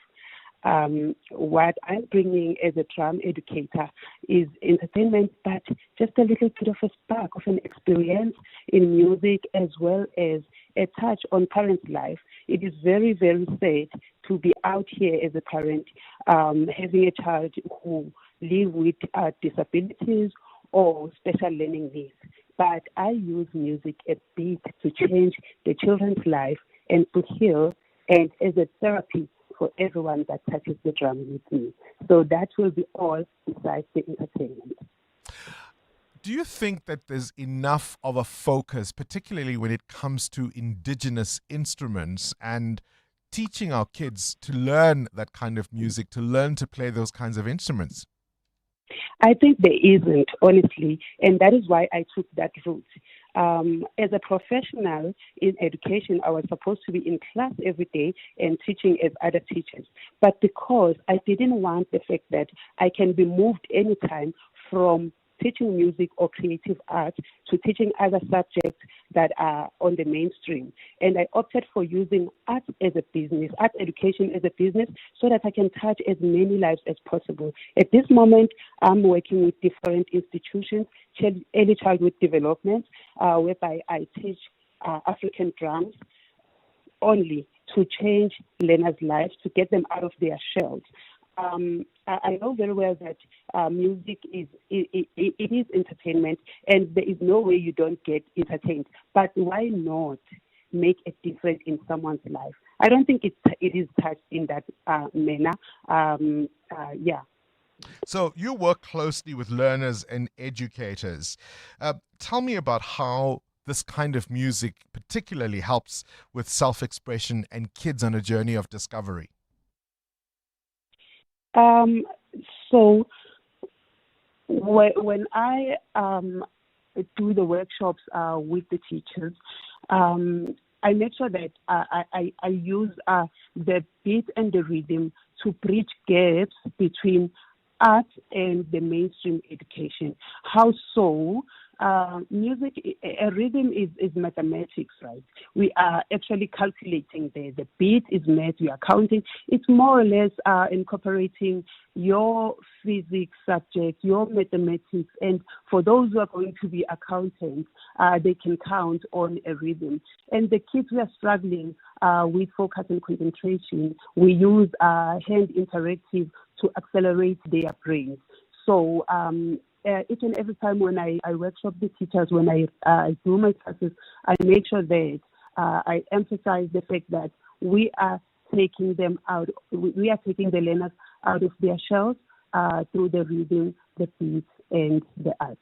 All right, that's all happening, calls, as part of the Festival of Lights at the Johannesburg Zoo. Esther Mamabolo, appreciate your time. 702 podcasts are on 702.co.za. Morning, Bongani and the listeners. This is Mnedisi here. For me, infrastructure-wise, I'll give these guys 0.5%, and I think that's fair. Based on where I live, I live in Lindest, and there's a bridge that they've been fixing for 5 years. So they fixed the side, they put all the cars to go on one side. By the time they finish the other side, this side is broken. And then now they've I went past there this morning, they've created a very big campsite there. There's all this big machinery and that, but there's nothing happening. That bridge is still not fixed. So I don't know which infrastructure they actually fix. That's the one I was talking about. I live in Lyndhurst too, and it's a short little stretch of the R25. And it causes so much chaos, particularly at peak hour. I no longer take the Madufontein off-ramp. Say I'm coming on off, at least from the N3. I'd rather take Linksfield to avoid just that little stretch of road. It's an absolute nightmare. But it's been like that for 10 years. You know, KG, at some point, they create a diversion. Then they kind of bring the traffic back. Then the next diversion is over the old diversion. It's absolute insanity, but that's the city we live in. Perhaps one final note of encouragement: it doesn't all have to be doom and gloom, right? We just need to really, really consider where we make our X, our mark, when it comes to the elections of 2026, don't we? It's 9:00. This is EWN. Good morning, I'm Sfiso Zulu. 2 suspects have been killed during a shootout with police in the Free State. Gauteng officers and private security guards caught the pair in Parys last night. The suspects were dressed in police uniform and guns and blue lights were also found in their possession. Police spokesperson Dimakatso Nebuli. It is reported that a team of various police units in Gauteng, including your TRT, Traffic Airway, Detectives Checking Team and Head Office Counter Intelligence